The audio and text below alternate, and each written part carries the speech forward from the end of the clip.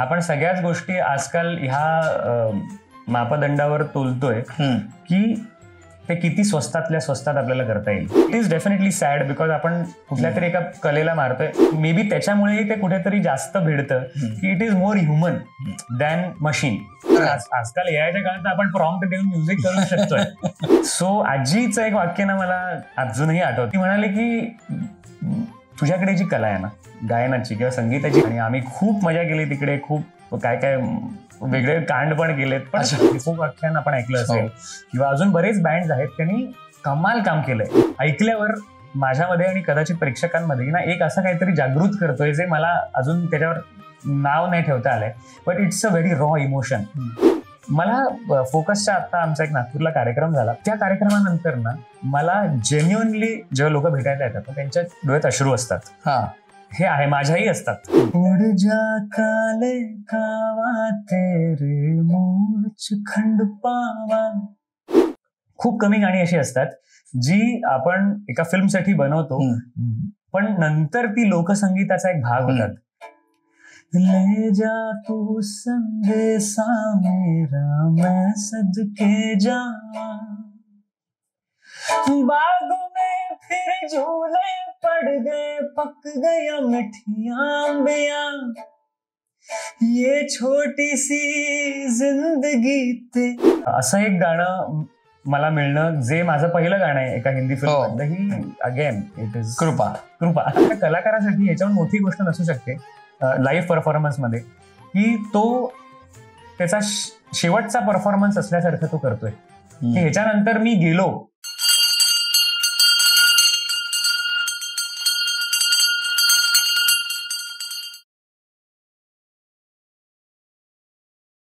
नमस्कार मित्रांनो, मी गणेश आचवल. स्वामी कृपा क्रिएशन या युट्यूब चॅनल मध्ये तुम्हा सर्वांचं मनपूर्वक स्वागत करतो.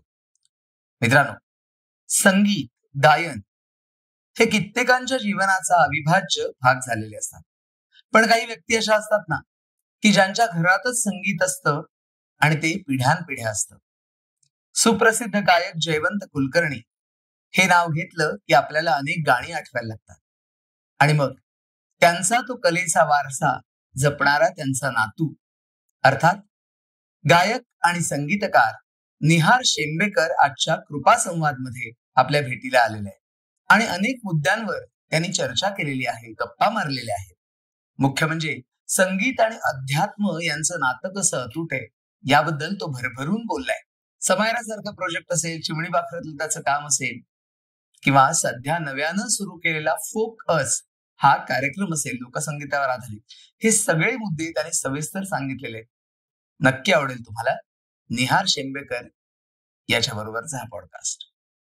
नमस्कार निहार. नमस्कार. तुझं स्वागत आहे. थँक्यू. खूप दिवसांपासून मनात होतं की स्वामी कृपा क्रिएशन्सच्या कृपा संवाद या आपल्या आगळ्या वेगळ्या पॉडकास्ट मध्ये गप्पा मारण्याकरता तुला बोलवायचं आणि आज तो योग जुळून आलेला आहे.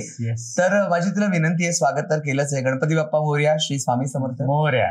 आणि तू या कार्यक्रमाची, या गप्पांची सुरुवात तुझ्या सुरांनी, तुझ्या स्वरांनी व्हावी असं मला वाटतं. डेफिनेटली. सो ऍक्च्युली ज्या इव्हेंटला भेटून आपण हे ठरवलं की आपण हा पॉडकास्ट करूया किंवा असं काहीतरी करूया, तर स्टेट अवॉर्ड्सच्या दिवशी आपण भेटलेलो. महाराष्ट्र राज्य पुरस्कार. त्याचं तुला अभिनंदन सुद्धा करतो त्यासाठी की समायरा या चित्रपटासाठी तुला सर्वोत्कृष्ट संगीतकाराचा पुरस्कार मिळाला. थँक्यू. सो समायरा मधलंच एक गाणं जे मी गायलोय ते त्याच्यानी आपण चालू करू शकतो. जरूर. सत्य ज्ञानेश्वर महाराजांचा अभंग आहे जो आम्ही कंपोज केलेला या फिल्मसाठी. सो तो परफॉर्म करतो. आला रे हरियाला रे, आला रे हरियाला रे, आला रे हरियाला रे, आला रे हरियाला रे. संत संगे ब्रह्मानंदू झाला, आला रे हरियाला रे, आला रे हरियाला रे. संत संगे ब्रह्मानंदू झाला रे.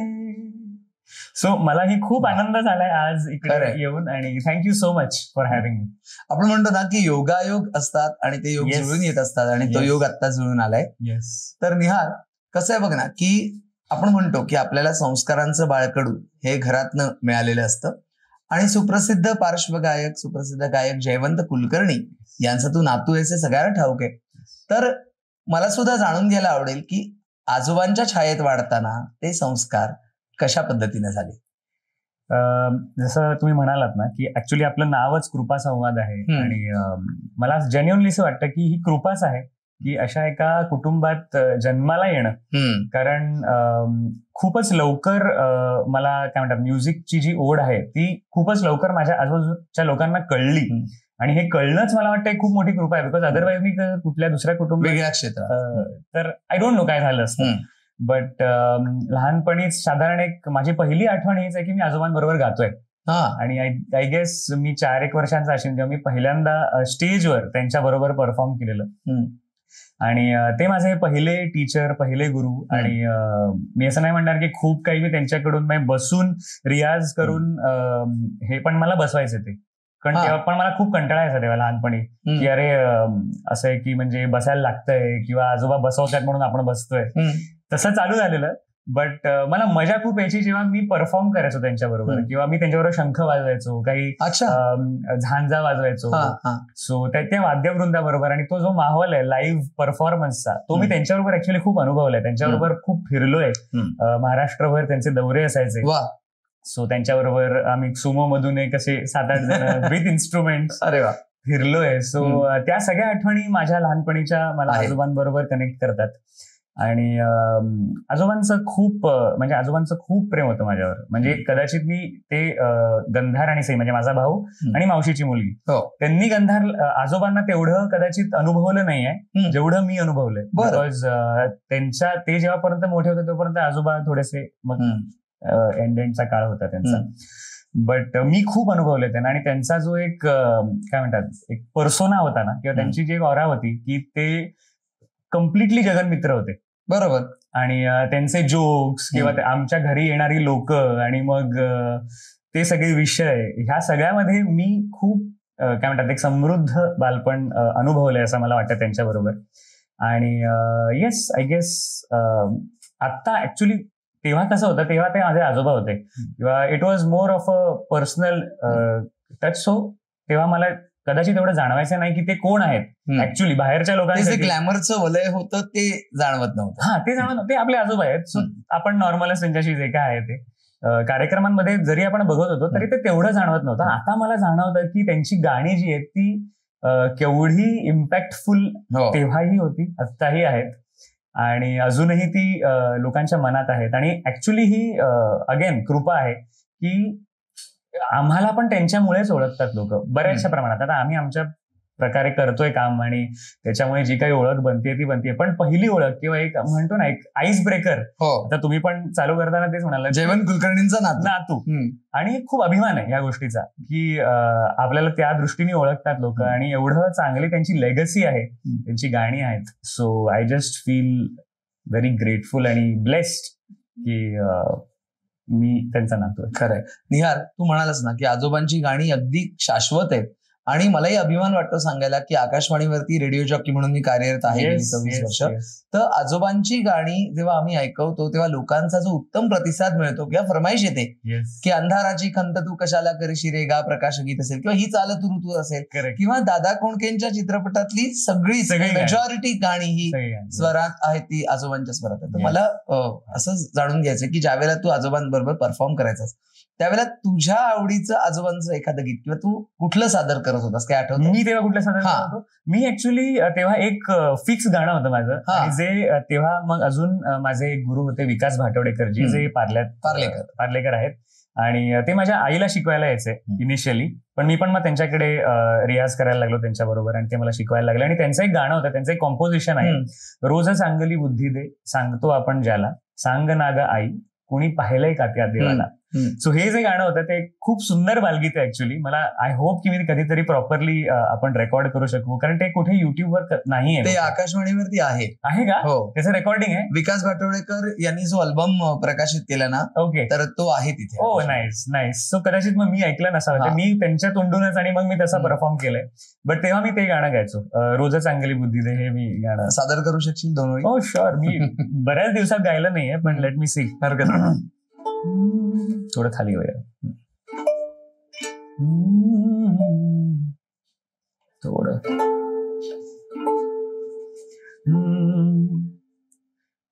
रोज चांगली बुद्धी दे सांगतो आपण ज्याला, रोज चांगली बुद्धी दे सांगतो आपण ज्याला, सांग ना ग आई कुणी पाहिलंय त्या देवाला, सांग ना ग आई कुणी पाहिलंय त्या देवाला.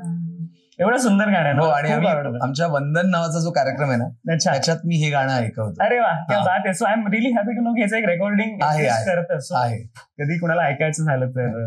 पण मला एक गोष्ट मेन्शन करायची दादा, की before we go into the interview more podcast more, मला फक्त तुम्हाला थँक्यू बोलायचंय.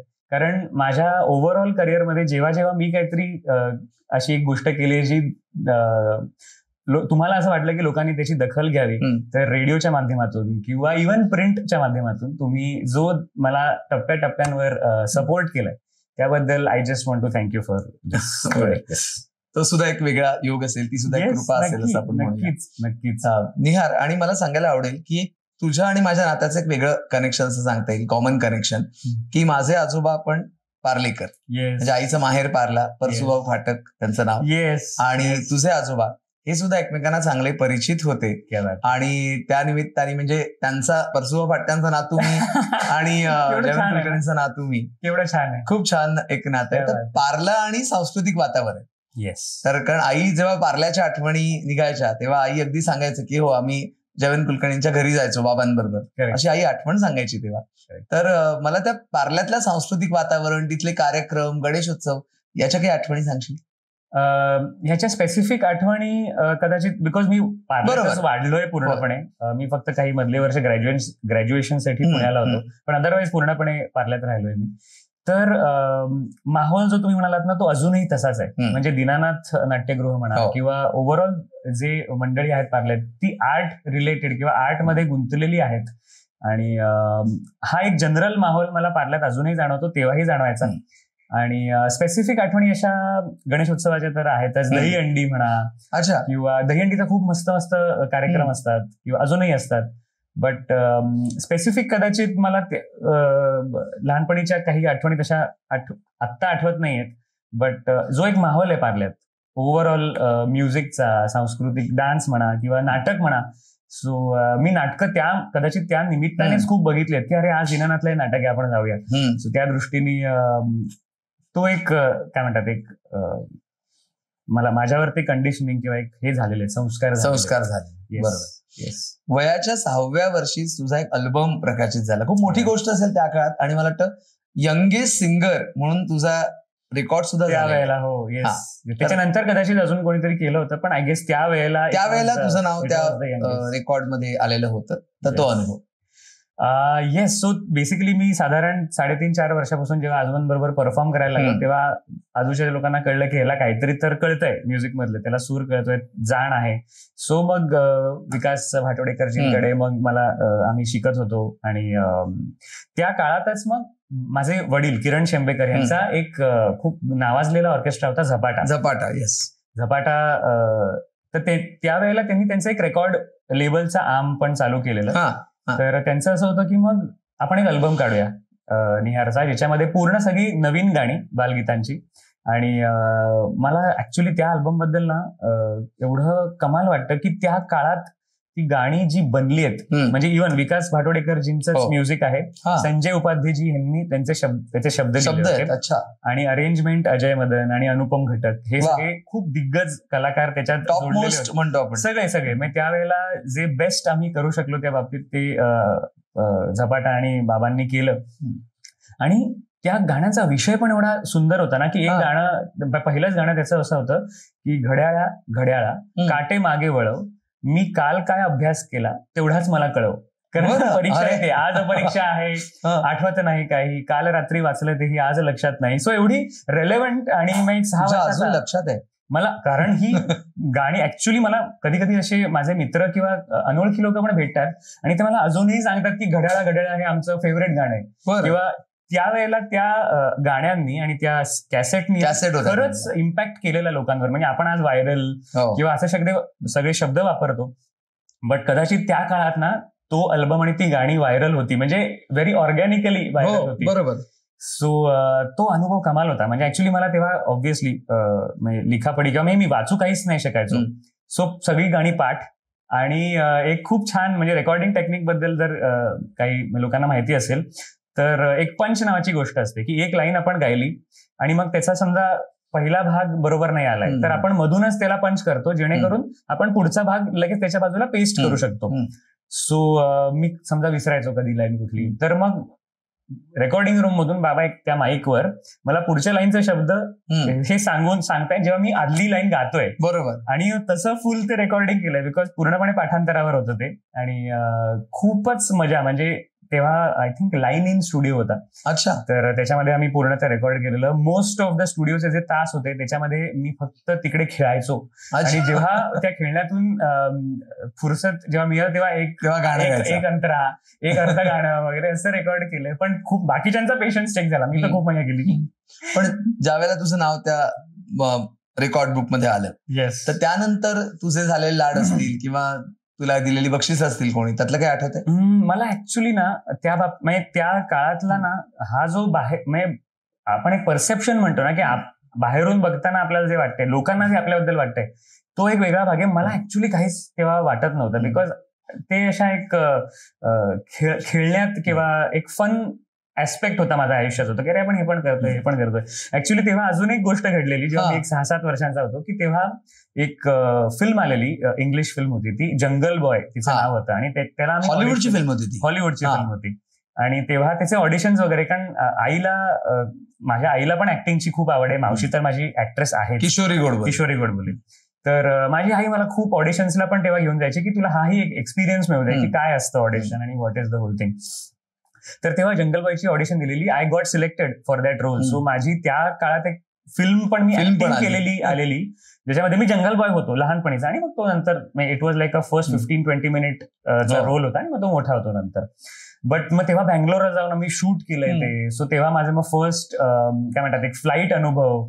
सो एस्पेशली लहानपणी, म्हणजे आता तर आपण काम करतोच आहे, पण एस्पेशली लहानपणी ना हे जे सगळे अनुभव मला आले, मग तो रेकॉर्डिंगचा असो किंवा शूटचा असो, ऑडिशन्स असो, मला वाटतं की त्या सगळ्या गोष्टींनी मला खूप छान प्रकारे घडवलं ऍज अन आर्टिस्ट. बिकॉज आता जेव्हा आपण विचार करतो ना एक्सपोजर वाईज, तर ते एक्सपोजर मला तेव्हा खूपच ऑर्गॅनिकली मिळत गेलं आणि त्याच्याने डेव्हलप होत गेलं. म्हणजे ऍज अन आर्टिस्ट पण मी कदाचित तेव्हा डेव्हलप होत गेलो. मला कळत नव्हतं तेव्हा, ते कळत नकळत ते संस्कार कळत नकळत होत गेले. आता जाणवतं की अरे त्या केवढ्या कमाल गोष्टी आहेत ह्या घडणं आपल्या लहानपणी, हा एक्सपिरियन्स मिळणं. पण तेव्हा असं होतं की हा आपण करतोय, छान आहे.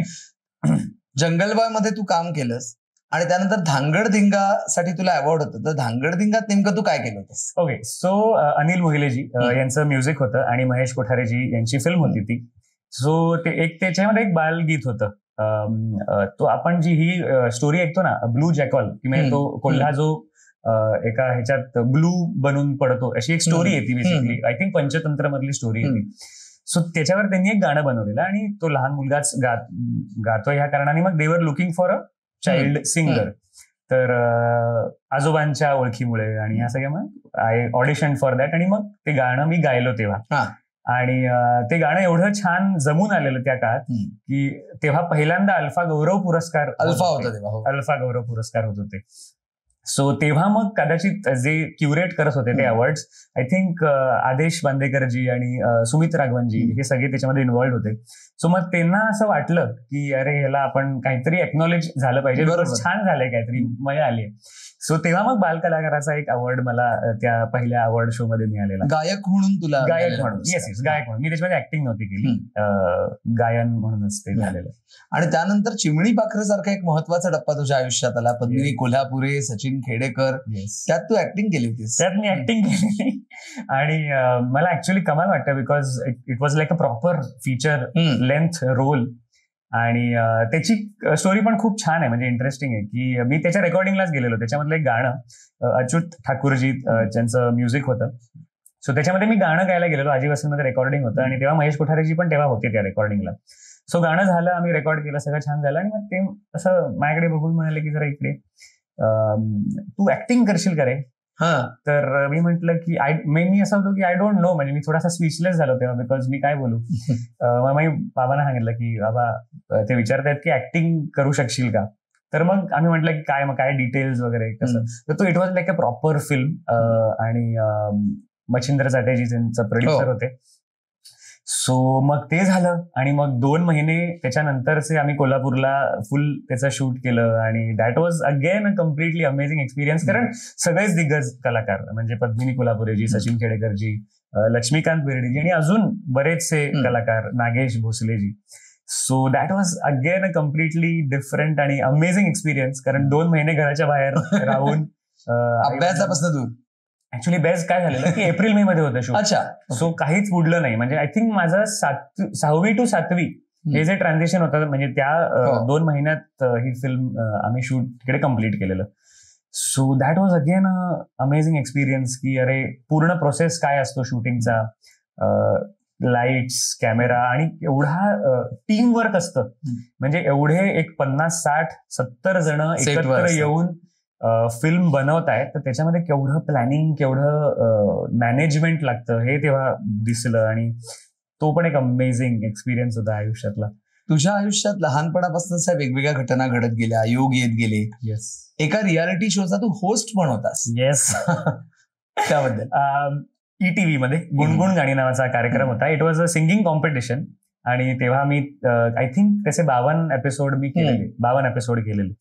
सो त्याच्यामध्ये ऍक्च्युली आता आपण बोलतोय किंवा इव्हन म्हणजे जेव्हा बोलायला कार्यक्रमांमध्ये पण जेव्हा आपल्याला ऑडियन्स बरोबर बोलायला लागतं तेव्हा मी बोलतो थोडा, पण मला असं जेन्युअनली वाटत नाही की मी I am very good at बोलणं. कदाचित ज्या गोष्टी मी बोलून व्यक्त नाही होत त्या कदाचित गाऊन व्यक्त बी बेटर होतो असं मला वाटतं. गाण्याच्या माध्यमातून ती अभिव्यक्ती म्हणजे मला ते जास्त कम्फर्टेबल वाटतं की मला गायला सांगा, बोलायला नका सांगा. पण आज मी ऍक्च्युली हे माझ्या स्वतःबरोबर पण एक्सपेरिमेंट करतो की आपण हा एक पॉडकास्ट फॉर्मॅट करून बघूया की कसं आहे आणि तुम्ही मला खूप कम्फर्टेबल केलंय. So thank you for that. आपल्या गप्पा छान चाललेल्या आहेत. बट गुणगुण गाणी, सो गुणगुण गाणी अगेन वॉज लाईक कारण तेव्हा प्रॉपर स्क्रिप्ट होती त्याची की काय काय बोलायचं आणि सगळं. सो ते पाठांतरामध्ये माझं फुल वाट लागली. पहिल्या स्केड्यूलमध्ये माझी फुल वाट लागलेली. ऍक्च्युली एक तेव्हा किस्सा पण झालेला असा की होत नव्हतं माझ्याकडून पाठांतर किंवा ते एक फ्लो मध्ये येत नव्हतं आणि पहिल्याच दिवशी आम्ही परत घरी येताना थोडासा निराश होतो. पण ते सगळे असे डिरेक्टर म्हणाले की हा ठीक आहे आता जमत नाही, उद्या करूया वगैरे. सो माझं असं होतं की यार होत नाही वगैरे वगैरे वगैरे. So that was the first experience of speaking properly, म्हणजे असं पब्लिक स्पीकिंग. पण ते पण थोडंसं मग मॅनेज केलं, बाकीच्यांनीच मॅनेज केलं मला वाटतं. मी तर I was just doing my best. पण त्याच्यामध्ये मजा अशी होती की प्रत्येक एपिसोडच्या स्टार्टिंगला ना मी एक गाणं गायचो. That is how the episode started.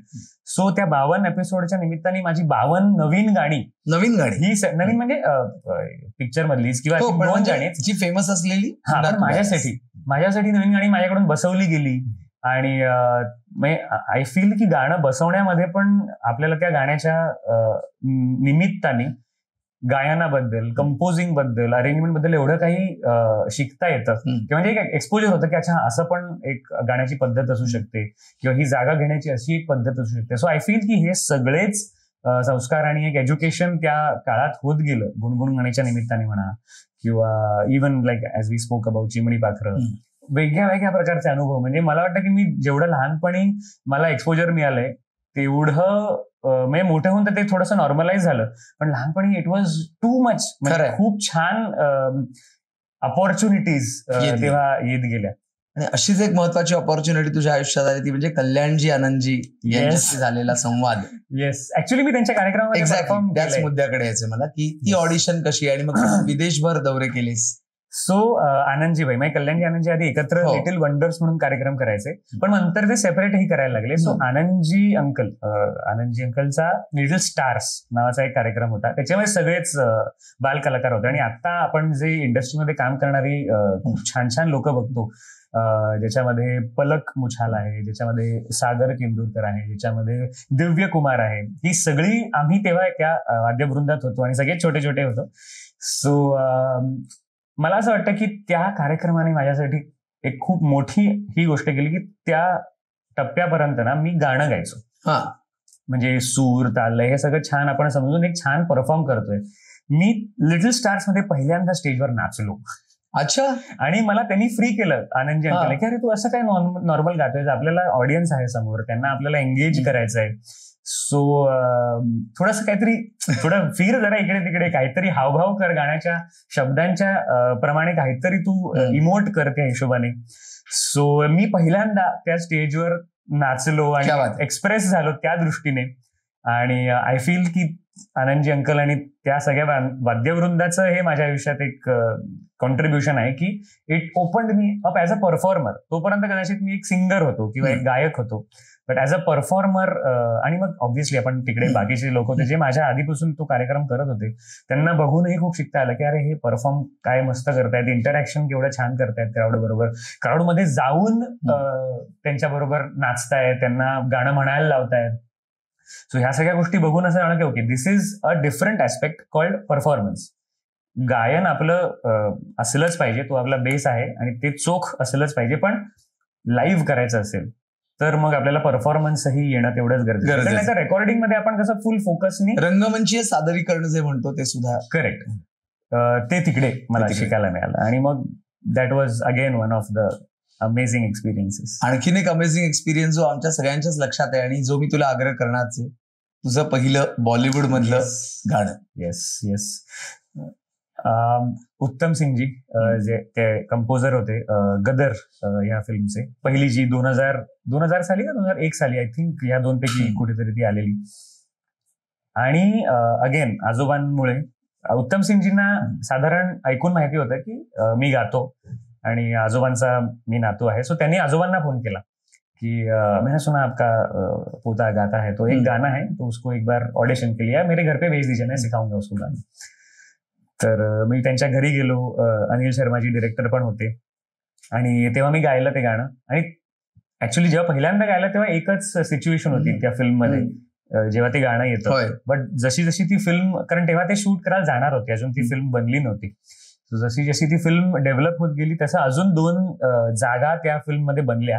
आणि माझ्यासाठी एक अमेझिंग गोष्ट अशी झाली की क्लायमॅक्स मध्ये जेव्हा अमिषा पटेल डेथ बेडवर असते तेव्हा त्यांनी अशी सिच्युएशन क्रिएट केली की जेव्हा तो छोटा मुलगा गातो तिच्यासाठी हेच गाणं, जे त्यांना खूप म्हणजे त्यांचंच गाणं असतं ते, त्या तिघांचं, त्या फॅमिलीचं गाणं असतं ते. आणि त्याच्यामुळे ती परत म्हणजे काय म्हणतात होश मध्ये येते.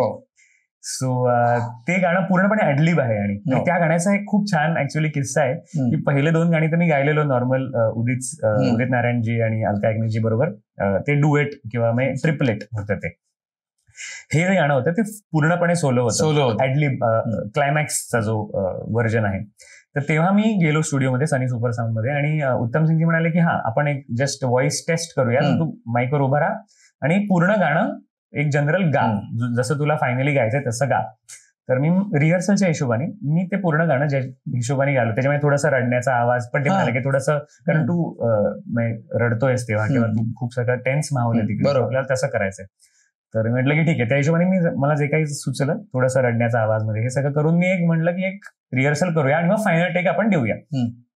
मी पूर्ण गायलो ते आणि मग मी वाट बघतो की काय म्हणतात. तर ते म्हणले ओके डन, या इकडे.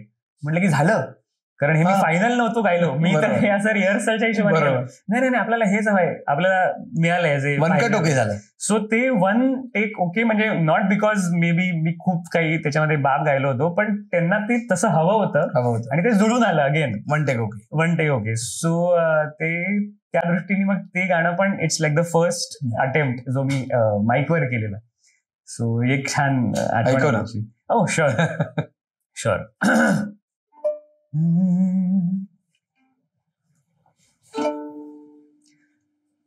उड़ जा काले कावा तेरे मूछ खंड पावा, ले जा तू संदेशा मेरा मैं सदके जावा, बागों में फिर झूले पड़ गए, पक गया मिठियां अंबिया, ये छोटी सी जिंदगी ते राता लंबिया लंबिया ओ घर आजा परदेसी कि तेरी मेरी एक जिंदड़ी ओ घर आजा परदेसी कि तेरी मेरी एक जिंदड़ी. क्या बात आहे, क्या बात. या गाण्यामध्ये ऍक्च्युली कमाल गोष्ट आहे. म्हणजे उत्तम सिंगजी एकदा एका इंटरव्ह्यू मध्ये हे म्हणालेले की खूप कमी गाणी अशी असतात जी आपण एका फिल्मसाठी बनवतो पण नंतर ती लोकसंगीताचा एक भाग होतात. आणि तुम्ही कधीही जा राजस्थानमध्ये, उदयपूर, जयपूरमध्ये, तिकडे जे रावण हत्ता प्लेयर्स असतात ना, जिकडे आपण फोर्ट मध्ये वगैरे बघतो, ते हमखास हे गाणं वाजवतात. अच्छा. कारण ते आता लोकसंगीताचा एक भाग झाला. कारण ती ट्यून आणि ते जे सगळं आहे ते एवढं, म्हणजे ते आता फिल्मचं गाणं न राहता एका, म्हणजे काय म्हणतात, एक मोर बिगर सॉन्ग झालंय ते, एक लोकसंगीताचा भाग होऊन. आणि असं एक गाणं मला मिळणं, जे माझं पहिलं गाणं आहे एका हिंदी फिल्म मधलं, ही अगेन इट इज कृपा. सो म्हणूनच मला म्हणायचं होतं की हा जो पॉडकास्ट आहे संवाद कृपा संवाद, तर खरंच माझ्या आयुष्यात ह्या सगळ्या ज्या ऑपॉर्च्युनिटीज आहेत त्या मी फक्त एवढंच, कृपाच म्हणू शकतो, त्याला दुसरा काही शब्द नाहीये. खरं. निहार, लहानपणापासून एवढं तू यश त्याच काळात मिळवलंस, आणि मग कसं असतं बघ ना की यश एवढं मिळवल्यानंतर खरं तर अजून काही ऑपॉर्च्युनिटीज नक्कीच येणार असतात, पण अचानकपणे तू अभ्यासाकडे वळण्याचा निर्णय घेतलास आणि तू संगीत क्षेत्रापासून काही काळ दूर गेलास. तर काय नेमकं घडलं होतं असं? म्हणजे ऍक्च्युली त्याचं काय म्हणतात ते कारण किंवा टिपिंग पॉइंट आपण जर म्हणाला ना, तर तो खूपच असा हे होता, काय म्हणतात, म्हणजे नॉट व्हेरी, खूप डीप नाहीये त्याचं. बट आमच्या सातवी पर्यंत ना आमचं नॉर्मल होतं. शाळेत 3 डिव्हिजन होते आणि आम्हाला दरवर्षी डिव्हिजन्स बदलायचे. पार्ले टिळक विद्यालय, इंग्लिश मिडियम.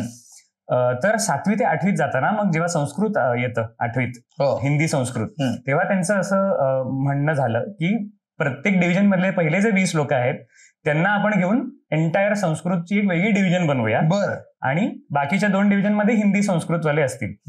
बट मला ना तेव्हा ते खूप असं ना अनफेअर वाटलं की अरे पहिल्या 20 लोकांनाच काम हे, की मला थोडंसं इगोवर आलं माझ्या ते. बरोबर. आणि तोपर्यंत ना असं नाही की मी अभ्यासात काही, मला 7वीत 56% होते, म्हणजे अगदीच बेसिक.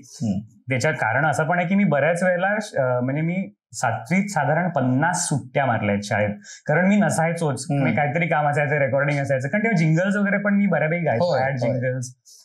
तर ते समजा शाळेच्या वेळेला आलं तर, आणि शाळेच्या हेडमिस्ट्रेस किंवा टीचर्स पण खूप कन्सिडरेट होत्या की त्यांनी मला जाऊन दिलं त्या सगळ्या गोष्टींसाठी की अच्छा काहीतरी करतोय, सो ठीक आहे. बट माझं असं झालं की अरे असं का, म्हणजे पहिल्या 20 लोकांनाच का. सो तेव्हा मला खूप वाईट वाटलेलं. आणि तोपर्यंत असं पण झालेलं साधारण की बऱ्याच प्रोजेक्ट्स मध्ये मी तेव्हा काम केलं होतं, आणि कुठेतरी मला असं वाटत होतं की मी कदाचित ही लाईफ थोडी मिस करतोय का, शालेय जीवन किंवा एक काय म्हणतात मित्र मजा वगैरे, या सगळ्या गोष्टी मी थोड्या मिस करतोय, कारण मी बऱ्यापैकी असायचो त्या गोष्टींमध्ये. सो माझं असं झालं. आणि मग त्या 7वी ते 8वीत ह्या पिरियडमध्ये मग माझ्या, म्हणजे आईचीच मैत्रीण आहे अकल्पिता भिडे म्हणून, तर त्या क्लासेस घ्यायच्या, अकल्पिता आणि अजून एक त्यांची मैत्रीण. तर मी म्हटलं की मला क्लासेस लावायचे, कारण मला जरा नीट काहीतरी हे करायचंय. तर तेव्हा मी क्लासेस लावले, आणि इंग्लिश आणि या सगळ्या गोष्टींमध्ये थोडंसं मला छान तेव्हा अंदाज आला की ओके असं असतं वगैरे वगैरे. मॅथ्स, कारण तोपर्यंत असं होतं की जे काही आपण ढकलतोय ते पुढे ढकलूया, पण तेव्हा मला माहित नाही, मी वाटलं स्वतःहून की थोडंसं लक्ष घालावं याच्यात, सो दॅट आपण वी आर नॉट, काय म्हणतात असं, म्हणजे आपल्याला परीक्षेला टेन्शन नाही येणार बेसिक. तर ते झालं. आणि मी नॉर्मलच, म्हणजे माझ्या दृष्टीने मी थोडंसं जास्त अभ्यास करायला लागलो वगैरे वगैरे वगैरे. 8वीची पहिली एक्झाम, आपली युनिट टेस्ट जी असते ती, पहिला पेपर जो इंग्लिशमध्ये टीचर आले आमच्या, सांगतायत की 50 लोकांपैकी फक्त 2 लोक पास आहेत. म्हटलं काय गेलो, कारण 2 लोक पास म्हणजे आता काय, म्हणजे झालं, संपलंच आहे सगळं, घरी काय बोलायचं वगैरे वगैरे वगैरे.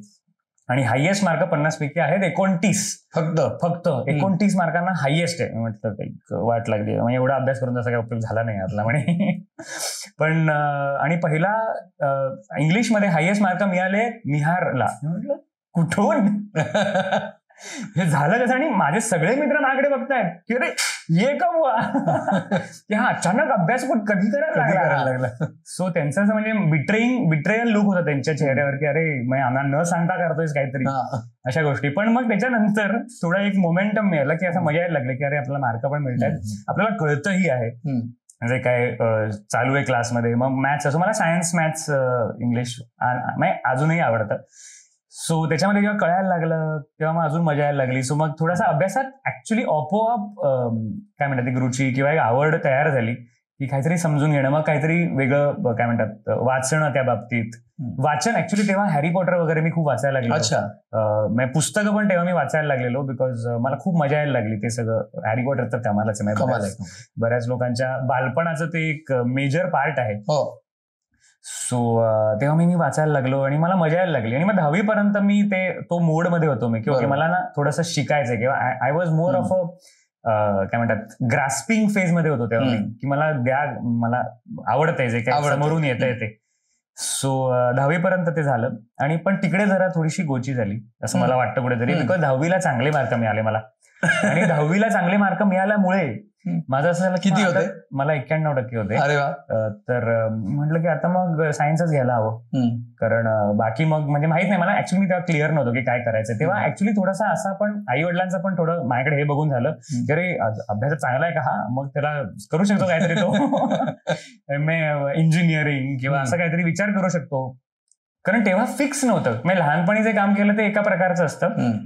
आणि अजून पण आपण बघतो ना की काही जे म्हणजे लहानपणी ज्यांनी बरंच काम केलं ऍज चाइल्ड आर्टिस्ट ते मोठे होऊन नॉट नेसेसरीली त्या फील्डमध्ये जातात, वेगळ्या फील्डला येऊ शकतात जाऊ शकतात. सो माझं फिक्स नव्हतं तेव्हा की आपल्याला मोठं होऊन काय करायचंय. तर आपण अभ्यास करतोय, आई वडील बघतायत की हे चांगलं चालू आहे. सो ते म्हणाले की मग जरा करून बघ मे बी इंजिनिअरिंग वगैरे. म्हणलं इंजिनिअरिंग खूप हे असतं, तेवढं तर मला कठीण वाटतंय. पण आधी सायन्स, आपण 11वी 12वी बद्दल बोलूया. साठे कॉलेज करेक्ट. सो तेव्हा मग मी मला 11वी गेल्यानंतर कळलं की अरे हे सायन्स काय आहे, हे वेगळंच लेवलचं सायन्स आलंय आयुष्यात. तोपर्यंत मला कळत होतं सगळं, पण 11वीत मला अजिबात काहीच कळेना त्या सायन्समध्ये. आणि मग ती 2 वर्ष मी ना खूप कठीण म्हणजे असं म्हणजे I had to really push myself to understand. कारण केमिस्ट्री सायन्स फिजिक्स जरा ती गोडी नव्हती. म्हणजे मला तेवढं खोलवर नव्हतं जायचं. मे बी असं म्हणूया की जोपर्यंत ते कॉन्सेप्च्युअल होतं ना तोपर्यंत मला खूप मजा येत होती. I was understanding the concept. पण जेव्हा ते खूप टेक्निकल व्हायला लागलं, आणि हे कदाचित मला थोडं माझ्या म्युझिक बद्दल पण म्हणजे I am just drawing a parallel की म्युझिक बद्दल पण मला ते जाणवतं की जेव्हा मी अशा टीचर्स बरोबर बसलोय जे खूप मला रागधारी किंवा क्लासिकल म्युझिकच्या टेक्निकॅलिटीज मध्ये जेव्हा ते इंट्रोड्यूस करायला लागले तेव्हा मला कुठेतरी थोडंसं असं मागे आलो मी तिकडून की अरे मला माहित नाही मला हे आवडतंय का, मला गायला आवडतंय किंवा मला एक्सप्रेस करायला आवडतंय. सो कॉन्सेप्च्युअली मला गोष्टी समजायला आवडतात, पण may be not very technical. So मग ते 11वी 12वी वर्ष थोडीशी अवघडच गेली, पण तरी पण तेवढं ढकललं. पण 12वी मध्ये असं झालं की नाही होऊ शकता, म्हणजे मला हे तरी नाहीच करायचंय नक्कीच. आणि मग डॉक्टर किंवा इंजिनियर हे दोन्ही बादच झाले ऑप्शन. मग काय करायचं, मग तेव्हा आई वडील मला एका काउन्सिलरकडे घेऊन गेलेले. सो त्यांनी सांगितलं की you can do business administration किंवा असे पण काही कोर्सेस आहेत जे अलाइड आहेत, तुला कदाचित पुढे जाऊनही ते हेल्प करतील. जर तू समजा म्युझिक मध्ये गेलास तर as a musician you are a entrepreneur, तुम्हाला स्वतःहूनच ते सगळं मॅनेज करायचंय आणि स्वतःचाच एक पाथ तुम्हाला चार्ट करायचंय. सो तुला हेल्पही होईल, अकाउंट्स म्हणा किंवा जे काही इकॉनॉमिक्स म्हणा. सो मग मी तेव्हा ते केलं. सो आफ्टर 12वी 3 वर्ष मी ग्रॅज्युएशनसाठी पुण्याला होतो, सिम्बायोसिस विमाननगरमध्ये जे आहे तिकडे मी बिझनेस ऍडमिनिस्ट्रेशन. हॉस्टेलमध्ये राहिलास? मी हॉस्टेलमध्ये नाही राहिलो ऍक्च्युली. मी तिकडे आम्ही एक 5 मित्रांनी मिळून एक घर घेतलेलं तिकडे. आणि पण that was the first experience जिकडे मी प्रॉपरली घराच्या बाहेर जाऊन राहिलो. आणि that was completely different education, एका खूपच वेगळ्या प्रकारचं एज्युकेशन. कारण तोपर्यंत खूपच प्रोटेक्टेड, मलाही जाणवत होतं की यार मी खूप प्रोटेक्टेड आहे, मी बाहेर गेलो ना तर माझी वाट लागेल असं मला फिलिंग होतं आतमधून कुठेतरी. मी म्हटलं की मग आपल्याला जर शिकायचं असेल तर बाहेर जावं लागेल आणि मग थोडंसं आपल्याला ती एक स्टेप घ्यावी लागेल. मे बी आपल्याला घाबरायला होईल स्टार्टिंगला, बट करायला लागेल. सो मग ते झालं. आणि पण तिकडेही माझं म्हणणं तेच आहे की ओव्हरऑल कृपा मला आत्ता जी जाणवते की तिकडे जी लोक भेटणं, तिकडे जी सिच्युएशन्स मध्ये आपण असणं किंवा काही सिच्युएशन्स मध्ये नसणं बाहेर असताना, सो ह्या सगळ्या गोष्टी खूप छान जुळून आल्या. मला एक अप्रतिम फ्रेंड्सचा ग्रुप पुण्याला मिळाला आणि आम्ही खूप मजा केली तिकडे. खूप काय काय वेगळे कांड पण केलेत, पण खूप मजा आली. म्हणजे ओव्हरऑल कांड केलं तसं वाटत नाही, माझ्याकडे बघून वाटत नाही का. खूप असं म्हणजे माझ्या मित्रांना जर तुम्ही भेटलात तर ते कम्प्लिटली व्हर्जन वेगळं देतील तुम्हाला माझं. हो का? कारण मी बोलण्यात किंवा माझा थोडासा पोर्ट्रेल एका प्रकारचा आहे, बट अदरवाईज एक खूप वेगळा माणूस मी पर्सनल आयुष्यात आहे. ओके. So yes. पण मग पुन्हा संगीताकडे कसं काय व्हायला? सो ते झालं. ह्या सगळ्या मग साधारण 7 वर्षांचा हा पिरियड होता, फ्रॉम 8वी ते ग्रॅज्युएशन, 7-8 वर्षांचा. तर तेव्हा मला ग्रॅज्युएशनच्या एंडला येईपर्यंत ना मला असं जाणवलं की, आणि तेव्हा ऍक्च्युली माझ्या आजीचं एक वाक्य मला नेहमी आठवतं. आजोबा 2005 साली, मी जेव्हा 10वीत होतो तेव्हा वारले, आणि आजी 2007 जेव्हा मी 12वीत होतो तेव्हा आजी वारली. सो आजीचं एक वाक्य ना मला अजूनही आठवतं, आणि may be that was the reason why I actually thought of it very seriously. ती म्हणाली की तुझ्याकडे जी कला आहे ना गायनाची किंवा संगीताची जी कला आहे ती सगळ्यांकडे नसते, सो ह्याला सोडू नकोस. आणि मग मला असं जाणवलं की ह्याला सोडू नको म्हणजे आई वडील एका बाजूने मला असं पण सजेस्ट करत होते, काही फोर्स माझ्यात नव्हता काही, पण सजेस्ट करत होते की तू MBA कर, आफ्टर BBA MBA कर, जॉब कर, आपल्याला हे कधीही करता येईल बिकॉज हे आहेच आपल्याकडे. बट मला तेव्हा असं जाणवलं की ही अशी गोष्ट नाहीये जी आपण पार्ट टाइम करू शकतो. ह्याला जर करायचं असेल तर आपल्याला पूर्णपणे झोकून देणं हे एकच ऑप्शन आहे, आणि तसंच ते होऊ शकतं, नाहीतर मग ते साईड बाय साईड नाही होऊ शकत. सो मग ग्रॅज्युएशन नंतर मी कारण सगळ्या MBAच्या परीक्षा दिलेल्या, म्हणजे कॅट म्हणा, झॅट म्हणा, सगळ्या परीक्षा, स्नॅप सगळ्या दिलेल्या मी. पण तोपर्यंत मला आतून असं वाटत होतं की मला रमणार नाही असं वाटलं. म्हणजे रमणार नाही. आणि माझा आता म्हणजे मला म्युझिक जे 7-8 वर्ष आतमध्ये डिसेंटली दाबलेलं, म्हणजे काय की खूप जास्त त्याला एक्सप्रेशन नव्हतं मिळालं, कंट्रोल जे आधी मिळालेलं, म्हणजे कार्यक्रमांच्या द्वारे म्हणा किंवा प्रोजेक्टच्या द्वारे, ते नव्हतं मिळालं. सो ते आता असं मला आतून जाणवायला लागलं की वो पुश कर रहा है अभी अंदर से. तर मग तेव्हा मग मी आईबांना सांगितलं की आय डोंट थिंक की याच्या पुढे एज्युकेशनच्या झोनमध्ये मला काही करायचं. ग्रॅज्युएशनचा टप्पा पूर्ण झाला तर आता करिअरचा एक वेगळा. करेक्ट. सो मग काय करू शकतो, मग आईबाबांनी सजेस्ट केलं की मग तू परत येऊन इकडे साऊंड रिप्रोडक्शनचा एक कोर्स असतो आपल्या मुंबई युनिव्हर्सिटीचा. So sound recording and reproduction हा एक कोर्स केला मी आल्यावर. तिकडे कंपोजिशनचा पण कोर्स होता, अनिल मोहिलेजी घ्यायचे. सो आणि मग अजून बरेच कंपोजर्स पण तिकडे यायचे बोलायला. चर्चगेटच्या बी रोडला ना? करेक्ट तिकडे कुंटे सर होते तिकडे. कुंटे सर ज्यांनी साऊंड रेकॉर्डिंग आम्हाला शिकवलं, आणि मग कंपोजिंगचा कोर्स. तर तो एक कोर्स मी केला स्टार्टिंगला, which was like introductory thing, ज्याच्यामध्ये आपल्याला कंप्रेसर काय असतो, एक DAW म्हणजे आता आपण जे काम करतो, क्यूबेस, प्रो टूल्स, लॉजिक, हे जे सगळे सॉफ्टवेअर्स आहेत त्यांना काय म्हणतात, त्याच्या आतमधल्या गोष्टी दिसतात कशा, कंप्रेसर, रिव्हर्ब, टेक्निकल कोर्स. पण it was again not very technical, so मी टिकलो तिकडे. बरोबर. की ते इंट्रोडक्शन हे conceptual, again it was a very conceptual course. So तेव्हा मी मग ते शिकलो, आणि मग साईड बाय साईड मी माझा एक अल्बम आहे जो मी आता अजिबात ऐकवणार नाही कोणाला. असा मी एक अल्बम ऐकवणार नाही फॉर व्हेरी डिफरंट रिझन्स. तो अल्बम मध्ये खूप छान लोक जोडली गेलेली, आणि मला खूप शिकायला मिळालं त्या अल्बम पासून. पण ऍज अ कंपोजर मी तो अल्बम आता नाही ऐकवणार कोणाला, कारण ती अगदीच अशी बेसिक कॉम्पोजिशन. संगीतकार म्हणून तो पहिला अल्बम. हा, ऍक्च्युली संगीतकारण आपण तो एक म्हणजे याच्याबद्दल कदाचित बोललो नव्हतो की जेव्हा मी हा ब्रेक घेतला ना तेव्हा मला कुठेतरी कॉम्पोजिशन गवसलं असं मला वाटतं. कारण आई माझी लिहिते कविता, आणि तिचा अल्बम आम्ही करत होतो, मनस्वी. Yes, correct. तुम्ही तेव्हा पण होतात. येस, तुम्ही ऍक्च्युली मला एवढं छान वाटतं ना की या सगळ्या जर्नीचा विटनेस तुम्ही आहात. सो मला तुमच्याशी बोलताना खूप छान वाटतंय. मनस्वीच्या वेळेची आठवण येते. त्यावेळेला आपण एक आर्टिकल केलं होतं की गाणारं घर म्हणून. येस. आणि तुमच्या चौघही, आई, बाबा, तू आणि गंधार, असं आपण एक फोटोशूट पण केलं होतं. करेक्ट. सो मनस्वीच्या निमित्ताने मी 2 गाणी त्याच्यात कंपोज केली. It was my first attempt at composition. आणि तेव्हा काहीतरी मला कंपोजिशन मध्ये गवसलं की अच्छा, हे पण आपण जमते आपल्याला किंवा कुठेतरी करू शकतो. पण थॉट त्याच्यानंतर असा आला की कंपोजिशन फक्त जर आपल्याला जमत असेल तर आपल्याला त्याच्या आजूबाजूच्या गोष्टी पण येणं गरजेचं आहे, which is the arrangement or the काय म्हणतात त्याच्या आजूला इन्स्ट्रुमेंट्स काय वाजणार आहेत, बिकॉज नाहीतर आपण नेहमी अवलंबून होतो कोणावर तरी. सो त्या दृष्टीने मग मी प्रोग्रॅमिंग किंवा प्रोडक्शन चालू केलं. क्यूबेस, ह्या सगळ्या सॉफ्टवेअर आपल्याकडे आता तर खूपच ते कमाल झालंय, पण तेव्हा पण it was very good only. तर तेव्हा मग ते शिकायला चालू केलं आणि दॅट वॉज ऍक्च्युली म्हणजे त्याचा कोर्स असा काही नसतो किंवा ते कोर्स मधून शिकण्यासारखी पण ती गोष्ट कदाचित नाहीये. ती अशी ट्रायल अँड एरर की आता हे असा साऊंडच येत नाही याचा, आता का नाही येते याचा माईकचा, आपण प्रॉपरचं सगळं लावलंय, मग इनपुट आउटपुट सेटिंग्स मध्ये जाऊन ते सगळं राउटिंग वगैरे नीट आहे ना वगैरे. सो हे सगळं on the job. So composition production हे तेव्हा ऍक्च्युली थोडं इंट्रोड्यूस झालं आणि मजा पण यायला लागली की अरे आपण नवीन क्रिएट करतोय. आत्ता जाऊन मला कुठेतरी वाटतं की क्रिएशन हा एक कम्प्लिटली वेगळा आनंद आहे की आपण जेव्हा काही आधी नसताना, शब्द नाही, काही चाल नाही, तेव्हा आपण काहीतरी नवीन क्रिएट करतोय. आणि गायन हा एक त्याचा ना काय म्हणतात परफॉर्मेटिव्ह ऍस्पेक्ट आहे किंवा एक एक्झिक्युशनचा भाग येतो जो पण महत्वाचा साधारण तेवढाच आहे, पण मी कदाचित ह्याला जास्त थोडंसं माझ्या मनात वरती ठेवीन. बिकॉज क्रिएशन जो माणूस करू शकतो ना तो माझ्यासाठी जरा थोडासा वरती. मग बाकी परफॉर्मर्स एक्झिक्युशन करणारे लोक पण इम्पॉर्टंट आहेत. जसं की आता एक स्टोरी लिहितो रायटर, ऍक्टर्स येऊन त्याला खूप छान निभावतात आणि ते त्यांची कला आहे.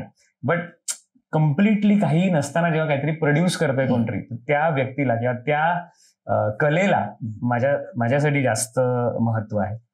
सो ते यायला लागलं, ते जाणवायला लागलं. सो ह्या सगळ्या गोष्टींचा एक काय म्हणतात अमॅल्गमेशन म्हणून मग तो कोर्स आणि तो अल्बम किंवा आपण हे करून बघूया जरा, प्रोडक्शन पण आपण करूया, कंपोजिंग पण आपण गाऊ पण आपण, आणि एक्सपिरियन्स मिळेल. आणि त्या अल्बम मध्ये मला सर्वात मोठा जर कोणाचा सपोर्ट मिळाला असेल, ऑब्व्हियसली आई वडील होतेच या सगळ्या जर्नीमध्ये, पण अनुपम घटक दादा. की अनुपम घटक दादा मी त्यांना जाऊन एकदा ऐकवली की मी गाणी केलीत, काय वाटतंय. तर अनुपमदा म्हणाला की मी करतो. तो बोलला की मी त्याचं रिदम वगैरे, आणि तो rhythm, he is a amazing rhythm programmer, तर मी रिदम करतो, आपण रेकॉर्ड माझ्या स्टुडिओमध्ये करूया आणि मी मिक्स पण करीन. माझ्यासाठी होतं की क्या बात आहे, कारण मला ही शिकण्याची एवढी मोठी अपॉर्च्युनिटी होती की त्याच्या बरोबर म्हणजे तो दिवस प्रोग्रामिंग करतोय, मी फक्त बाजूला बसून बघतोय त्याच्याकडे की तो सॉफ्टवेअर कशी वापरतोय, तो काय ट्रिक्स यूज करतोय, तो कुठून कट करतोय, कुठून फेड आउट फेड इन देतोय सगळं. सो माझ्यासाठी ऍज अ म्युझिशियन ते 6 महिने त्या अल्बमचे was again amazing learning experience की मी फक्त बघतोय आणि त्या प्रोसेसमधून जातोय. रेकॉर्डिंग पण आम्ही करतोय, लाईव्ह म्युझिशियन्सला आम्ही तेव्हा रेकॉर्ड केलं, व्हायलिन, फ्लूट. हा अनुपम दास स्वतः खूप अमेझिंग लॅटिन परकशन्स वाजवतो, सो तुंबा, टिंबाली वगैरे. सो ते रेकॉर्डिंगचं स्वतः, आणि बाकी कसं आधी फक्त गाऊन आपण यायचो परत, पण हा पूर्ण process from creation to final release हा मी त्या अल्बमच्या निमित्ताने जो बघितला, त्याच्यानी पण माझं असं झालं की ओके आपल्याला हे जमतंय. म्हणजे असं नाही की आपल्याला हे प्रयत्न करतोय आणि काहीतरी जमत नाही किंवा आपल्याला त्याच्यामध्ये तेवढं समज नाहीये. So that album was that for मी की it give me a little confidence की आपण करू तर शकतो. मी ह्या कारणासाठी तो अल्बम आता कोणाला ऐकवणार नाही, बिकॉज ऍज आयडियाज दॅट खूप बेसिक आणि अमॅच्युअर होतात as ideas, but as a learning it was the best. तू आता वेगवेगळ्या वाद्यांचा उल्लेख केलास, एक संगीतकार या नात्याने आणि एक वादक या नाते तुला कोणकोणती वाद्य तू शिकलास म्हण किंवा तू परफॉर्म करतोस म्हण? सो आय थिंक प्रोग्रामिंग किंवा प्रोडक्शनसाठी ना एक बेसिक वाद्य जे येण्याची गरज असते तो आहे कीबोर्ड.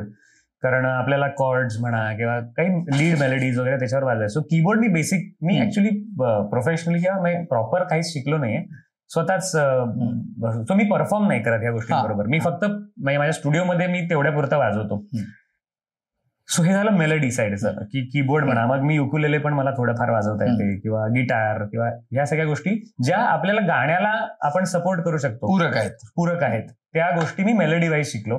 पण मला जर विचाराल की मला आनंद कशात आहे, कुठलं इन्स्ट्रुमेंट वाजवण्यात आहे, ते मला सगळ्या रिदम इन्स्ट्रुमेंट आहेत ना मला अतिशय आवडतात. मग ते कहोन असो, सो कहोन बरोबर मी परफॉर्म करतो, कहोन वाजवून मी गातो.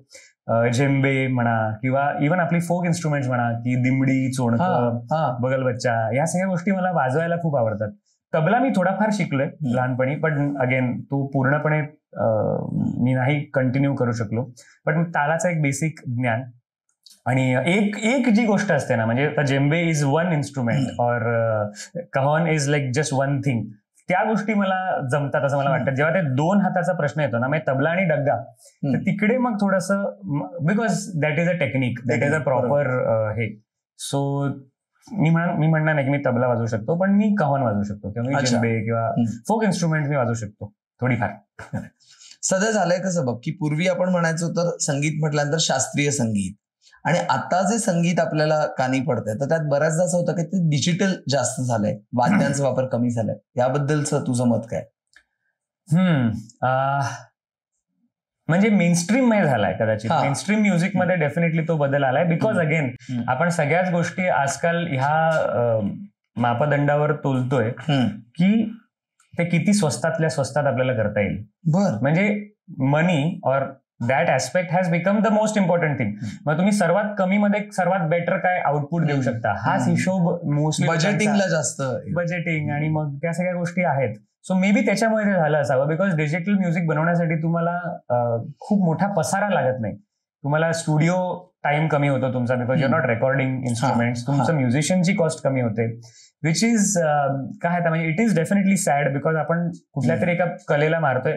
इव्हन आता एआयच्या जमान्यात पण ना आपण असं म्हणत होतो की कदाचित सिंगर्स नाही रिप्लेस होऊ शकत, पण सिंगर्सही रिप्लेस होत आहेत आजकाल. बिकॉज तुमच्या आवाजाचं काय म्हणतात ते मॅपिंग करून उद्या मी न गाता ते गाणं माझ्या आवाजात येऊ शकतं. तिथपर्यंत आपण पोहोचलोय. सो ते सगळ्यांचे जॉब एका पॉइंटला खाणारच आहे, पण म्युझिशियन्सचे आधी खाल्ले टेक्नॉलॉजीने जॉब. जे स्पेसिफिक म्युझिशियन्स होते त्यांचं थोडंसं झालंय, पण मग त्यांनी काहीतरी दुसरा पर्याय शोधला. मोस्टली काही लोकांनी शोधला, काही लोक अजून थोडेफार स्ट्रगल करतात. बिकॉज टेक्नॉलॉजी ही अशी गोष्ट आहे, आपण मगाशी बोलत होतो की not everybody is very comfortable with technology. की काही लोकांना ती आपसूक जमते. म्हणजे आत्ताची मुलं जन्माला येत आहेत, त्यांच्या हातात मी मोबाईल ठेवा, त्यांना माहिती आहे काय करायचंय त्याच्याबरोबर. म्हणजे you don't have to teach them. Whereas काही आता माझे आई वडील किंवा अशा लोकांना थोडंसं शिकवावं लागतं.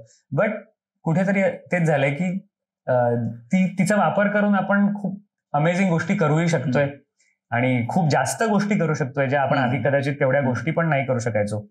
So technology is like that kind of a thing. जिकडे आपण जेवढं शक्य आहे तेवढे शिकावं. बट अगेन मी माझ्या गाण्यांमध्ये प्रयत्न नेहमी असा असतो की जर आपल्याला शक्य आहे, तर समायराचा अल्बम ऍक्च्युली खूप छान एक्झाम्पल आहे त्याचं, की आम्ही पूर्ण लाईव्ह केलाय तो. म्हणजे ऑलमोस्ट तो 90% लाईव्ह आहे. त्याच्यामध्ये खूप कमी प्रोडक्शन आहे, बिकॉज तो वारीच्या बॅकड्रॉपवरचा अल्बम होता.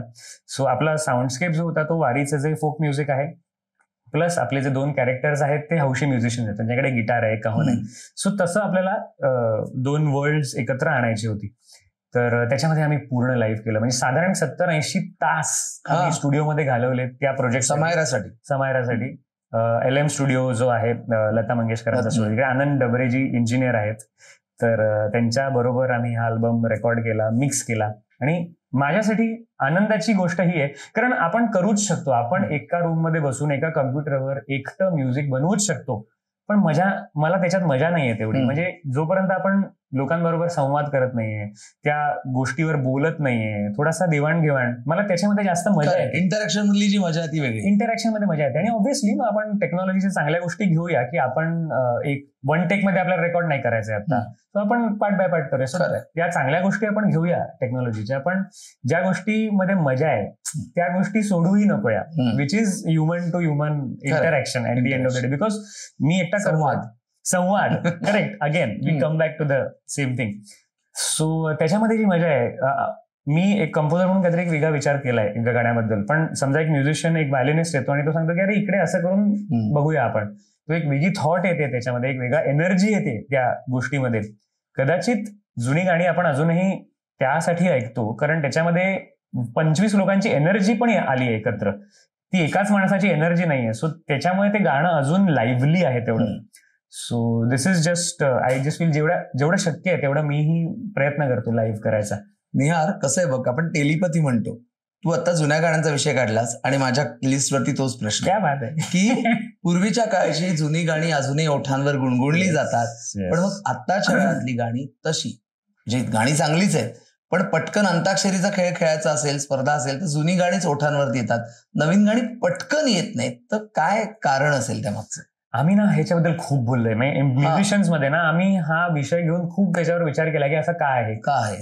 तर 2-3 गोष्टी ज्या समोर आल्या, की पहिली गोष्ट तर क्वांटिटी, की द क्वांटिटी ऑफ सॉंग्स जे आजच्या काळात आपण ऐकतोय, कुठलंच गाणं आपल्या बरोबर तेवढ्या वेळ राहत नाही जेवढी आधीची गाणी राहायची. आधीच्या काळात कदाचित एका वर्षात 100 गाणी येत असावी, जस्ट अ रॅन्डम नंबर, मला माहिती नाही. तर आत्ताच्या काळात मी त्याविषयी एक हे ऐकलं, स्टॅटिस्टिक ऐकलं की आजच्या काळात दिवसाला नवीन 80,000 गाणी अपलोड होत आहेत इंटरनेटवर. 80,000 दिवसाला, एका दिवसाला, वर्ल्ड वाईड. सो ह्या सिच्युएशन मध्ये आपण कसं एक्सपेक्ट करू शकतो की एक गाणं आपल्याबरोबर काही काळ राहील. So maybe that is one reason की क्वांटिटी, की तिकडे क्वांटिटीमध्ये कमी होती आणि प्लस क्वालिटी पण काम होतच होतं, नो डाऊट. पण क्वालिटी काम आता होत नाहीये, अशातला भाग नाहीये. मे बी 10 गाण्यांपैकी ते आपल्याला शोधावं लागतं थोडंसं. म्हणजे तो आपला कान तसा, माझा कान त्या दृष्टीने तयार होतो की मला जर म्हणजे एक नॉर्मली जे आपण ऐकतो ते माझा कान असा फिल्टर आउट करत असतो की हा हे नॉर्मल आहे, हे ठीक आहे, ऐकलंय. काहीतरी अचानक असं वेगळं ऐकलं गेलं की मग ते टाव करतात, अरे वेगळे, हा ये काय, फिर उसका कंपोजर कोण आहे, कोणी बनवलंय काय, मग त्याच्या सगळ्यात आपण मग त्या कंपोजरची वेगळी गाणी ऐकतो मी. सो तसं ते म्युझिक डिस्कव्हरी होते. बट तो एफर्ट आहे आपल्या. आधी कसं आपल्याला समोरूनच रेडिओवर एवढी गाणी लागतात, एवढीच ऐकायची आहेत, किंवा टीव्हीवर एवढीच गाणी लागतात. सो त्या दृष्टीने मे बी तो एक रिझन असू शकेल. दुसरं रिझन मी मगाशी जसं म्हणालो की सगळ्यांच्या एनर्जी लागल्या आहेत त्या ह्याच्यामध्ये. सो ऑन दॅट लेवल ते गाणं लाईव्हली आहे खूप. म्हणजे त्याच्यामध्ये थोड्या चुकाही आहेत, थोड्या ह्युमन एरर्स पण आहेत कुठेतरी, जे आता खूप परफेक्शन कडे आपण जातोय. ह्युमन एरर्स पण आहेत त्याच्यात. सो मे बी त्याच्यामुळेही ते कुठेतरी जास्त भिडतं की it is more human than machine in that sense. बरोबर. आणि मानवी स्पर्श जो आपण आहे ना त्याची रेकॉर्डिंगची क्वालिटी पण मला वाटतं की ना अजून एक रिझन असू शकतं की आता आपण खूप हाय डेफिनेशन ऐकतोय सगळं, आणि कुठेतरी ना may be this is just me, but थोडासा फटीग येतो कानाला.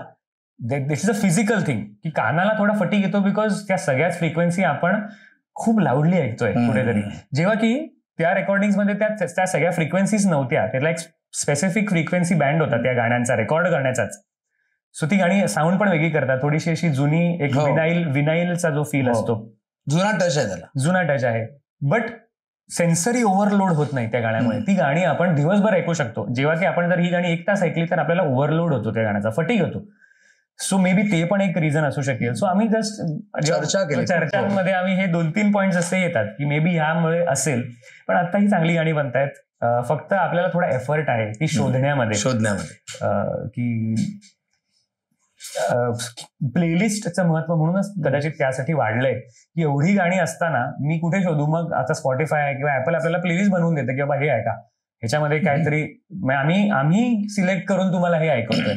So maybe that is the correct. Nihar, आपल्या छान गप्पा सुरू आहेत आणि प्रश्न एक मनात आला पटकन की एखाद्या संगीतकाराकडे जेव्हा एखादा प्रोजेक्ट येतो तेव्हा संगीतकार म्हणून मनात जी प्रक्रिया असते की या गाण्याला अशी अशी चाल द्यावी, तुझ्या बाबतीत काय ती प्रक्रिया असते? ओके, सो 2 कदाचित सिच्युएशन्स आहेत. बिकॉज आपल्याकडे ऍज अ कंपोजर एक प्रोजेक्ट येऊही शकतो किंवा मी आता स्वतःचे इंडिपेंडेंट म्युझिक पण करतोय. So that is my on songs जे मला रिलीज करायचे. सो ह्या दोघांचा प्रोसेस थोडा सिमिलर आहे, थोडा वेगळाही आहे. Let's start with the similarities. की एक तर आपल्याला असं गाणं बनवायचं आहे जे लोकांना इम्पॅक्ट करेल. कारण आपण लोकांसाठी गाणं बनवतोय हा ह्याचा एक बेसिक रूल, किंवा रूलपेक्षा एक त्याचा बेस आहे तो, की आपण कोणासाठी तरी करतोय. आपल्याला फक्त स्वतःला ऐकायला आपण हे करत नाहीये, प्रेक्षकांसाठी करतोय. करेक्ट. सो मग त्याच्यामध्ये आलं की आता टेस्ट काय आहे लोकांची, साधारण काय आवडतंय लोकांना, हे एक बाहेर ऑब्झर्व आपण करणं. त्याच्यामध्ये मग आपण काय त्याच्यात वेगळं देऊ शकतोय, किंवा आपल्याला काय म्हणायचंय, is there something that I want to say ह्या थ्रू. सो ह्या बाबतीत ते सिमिलर आहे दोन्ही प्रोसेस, की आपण हे बघतो की काय साधारण चालू आहे आता, आणि टेस्ट वाईज, आणि आपल्याला काय बोलायचं. सो इम्पॅक्ट आपल्याला डेफिनेटली क्रिएट करायचा आहे. फरक ह्या बाबतीत कदाचित येतो की जेव्हा मी स्वतःसाठी गाणं बनवतोय तेव्हा मी ह्या गोष्टीचा जास्त विचार करतो की ते मला करताना मजा येते. म्हणजे ऍज अन इंडिपेंडेंट म्युझिशियन मला ही मजा येते. बरोबर आहे. आणि ती मजा खूप महत्वाची माझ्यासाठी, बिकॉज ते मला मोटिवेट करतं कुठलं तरी गाणं बनवण्यामध्ये किंवा काहीही करण्यामध्ये, की ती मजा आली पाहिजे. मग आपण जसं मगाशी म्हणालो की आपण मग लोकांबरोबर कोलॅबोरेट करून पण आपल्याला मजा येते. लिरिसिस्ट म्हणा, म्युझिशियन्स म्हणा, प्रोग्रॅमर्स म्हणा, तर ते मजा आली पाहिजे. आणि मग ती टीम पण आपण तशी साधतो की त्याच्यामध्ये मजा येईल. खरंय. स्पेसिफिक जर काही गरज असेल त्या गाण्याला, की आता ह्या गाण्यामध्ये सारंगीच हवी आपल्याला, तर मग आपण त्या तशा प्लेयर्सना इन्व्हॉल्व्ह करतो, किंवा ते एक वेगळा प्रोसेस आहे, त्याच्यामध्ये एक वेगळी मजा आहे. आणि जेव्हा आपण कोणासाठी तरी करतोय, मग एक ब्रीफ येतं, आणि ते ब्रीफ जे असतं ना, त्याच्यामध्ये मला असं वाटतं की सर्वात मोठी कला ही आहे की ते ब्रीफ समजणं आणि समोरचा माणूस जे नाही बोलत आहे तेही समजणं. कारण मोस्ट लोक जे आता समजा डिरेक्टर आहे किंवा डिरेक्टरच आहे, मेनली आपल्याला डिरेक्टरच ब्रीफ देतो, सो कदाचित तो नॉट नेसेसरीली म्युझिकल माणूस आहे, तो स्टोरीवाला माणूस आहे, किंवा त्याला व्हिज्युअल्स दिसतात, तर तो व्हिज्युअली आपल्याला सांगू शकतो, पण त्याच्या व्हिज्युअल्स मधून आपल्याला काय घ्यायचंय हे एका कंपोजरची कला आहे, की बाबा तो काय म्हणतोय, ओके, काय नाही म्हणत आहे, किंवा त्याला काय म्हणायचंय हे समजणं इज वन मोर कला. सो याच्यामध्ये सायकोलॉजीचा मला वाटतं खूप मोठा भाग आहे, की समोरच्या माणसाला समजणं, की कदाचित तो जे शब्दात व्यक्त करू शकत नाहीये ते आपल्याला समजणं. एक खूप छान हान्स झिमर कंपोजर आहेत हॉलिवूडमध्ये, त्यांनी कमाल फिल्म्स केल्या आहेत, त्यांनी एक मस्त म्हणाले, कारण ते आता रामायणचं म्युझिक करतायत जे येत आहे ते, तर ते म्हणाले की ऍज अ कंपोजर ना, माझा जॉब हा आहे की डिरेक्टर जे विचार नाही करू शकत ते मला करायचंय. सो डिरेक्टरचा ब्रीफ मी ऐकतो, पण मग तो बाजूला ठेवतो एका पॉइंट नंतर, आणि मी बघतो की मी असं काय करू शकतो जो हा विचारच नाही करू शकत आहे, कारण नाहीतर तो माझ्याकडे कशाला आलाय, नाहीतर मग तू स्वतःच कर म्युझिक. आजकाल एआयच्या काळात आपण प्रॉम्प्ट देऊन म्युझिक करू शकतोय, मला असं असं पाहिजे, या जॉनरचं म्युझिक पाहिजे, असे लिरिक्स असले पाहिजे, हे सगळंच आपण देऊ शकतोय. सो आता गरज काय माणसांची, सो हे समजण्यामध्ये मला वाटतं गरज आहे की काय करायला हवं किंवा काय करून ते कमाल होईल. ही कला as a composer when you are working with somebody else, मला वाटतं हे जास्त महत्वाचा भाग आहे. Apart from obviously you know your, बरोबर, तुम्हाला माहितीये काय करायचं आणि ते कसं घडवायचं हे तुम्हाला माहिती आहे ऑब्व्हियसली, बट काय करायचंय हा एक म्हणजे मजा आहे त्याच्यामध्ये, समजण्यामध्ये. तुझ्या आयुष्यात बघ ना, गणवेश सारखा प्रोजेक्ट आला, समायरा सारखा आला, दोन वेगळे जॉनर्स आहेत सिनेमामध्ये, आणि तिथं या दोन्ही प्रोजेक्ट, समायराला तुला अवॉर्ड मिळालेला आहे, गणवेशला भाऊबळी नावाचं पण फिल्म केलंय, येस, जे मागच्या 2022 मध्ये चालली फिल्म, येस, जी त्याच्यामध्ये एक गाणं केलेलं मी. सो येस, म्हणजे हे तीन वेगळे जॉनर्स आहेत चित्रपट, तर त्याबद्दल ऐकायला आवडेल की समायरामध्ये तर पंढरीची वारी आहे, अभंग आहे, तो ऍक्च्युअली जीवनाचा विषय होता. म्हणजे अभंग ऍज अ फॉर्म लहानपणीपासूनच ऐकलेला आहे, अप्रतिम आवडतो, आणि त्याच्यामध्ये एक असा एक भाग आहे, आता म्हणजे थोडंसं मे बी आपण ऑफ ट्रॅक जाऊ फ्रॉम वर्क टॉपिक्स, बट मागच्या काही वर्षात मला 2019 मध्ये स्पेसिफिकली माझं कनेक्शन ईशा फाउंडेशन आणि सद्गुरू यांच्याशी झालं. त्यांचा एक कोर्स असतो जो मी केला, आणि स्पिरिच्युअलिटी जी आपण म्हणतो ती रोजच्या आयुष्यात आपण त्याचा काय अर्थ आहे, किंवा आपण फक्त म्हणजे स्पिरिच्युअलिटी हे फक्त वरती बघून काहीतरी मागणं किंवा मंदिरात जाणं हेच आहे का, आपण रोजच्या आयुष्यात पण काहीतरी त्याचा हे करू शकतो. सो नेहमीच ती काय म्हणतात तहान कुठेतरी होती की काहीतरी समजायचं त्या गोष्टी बाबतीत, स्पिरिच्युअलिटी बाबतीत, जे कदाचित समायराच्या म्युझिक मधून थोडंसं मी व्यक्त व्हायचा प्रयत्न केला त्या बाबतीत. बिकॉज हे सगळे जे आपलं लिटरेचर आहे, संत तुकाराम महाराज, संत ज्ञानेश्वर महाराज, ते जे बोलतायत ते कुठेतरी आपल्याला कळतंय, बट अजून कळायचंय, अजून तो अनुभव हवाय आपल्याला. त्यांना जो अनुभव आलाय, म्हणजे जेव्हा ती अनुभूती येणं आवश्यक आहे, अदरवाईज ते फक्त सायकोलॉजिकल आहे समजणं. जेव्हा तीर्थ विठ्ठल गाण्यामध्ये नामा म्हणे मज विठ्ठल सापडला, जेव्हा संत नामदेव महाराज म्हणतात, तेव्हा त्यांना काय म्हणायचंय हे आपण अनुभूतीनेच समजावू, किंवा तो एक अनुभूतीचा प्रश्न आहे, तो इकडून समजण्याचा प्रश्न नाही. सो ते मग आपल्याला अनुभवायचंय की देव सापडला म्हणजे काय, म्हणजे हा काय अनुभव होता त्या माणसाचा. सो हे प्रश्न नेहमीच होते, आणि मग त्याच्यामुळे ईशा आणि सद्गुरूंमुळे त्याला पण कुठेतरी व्यक्त होण्याची एक संधी मिळाली.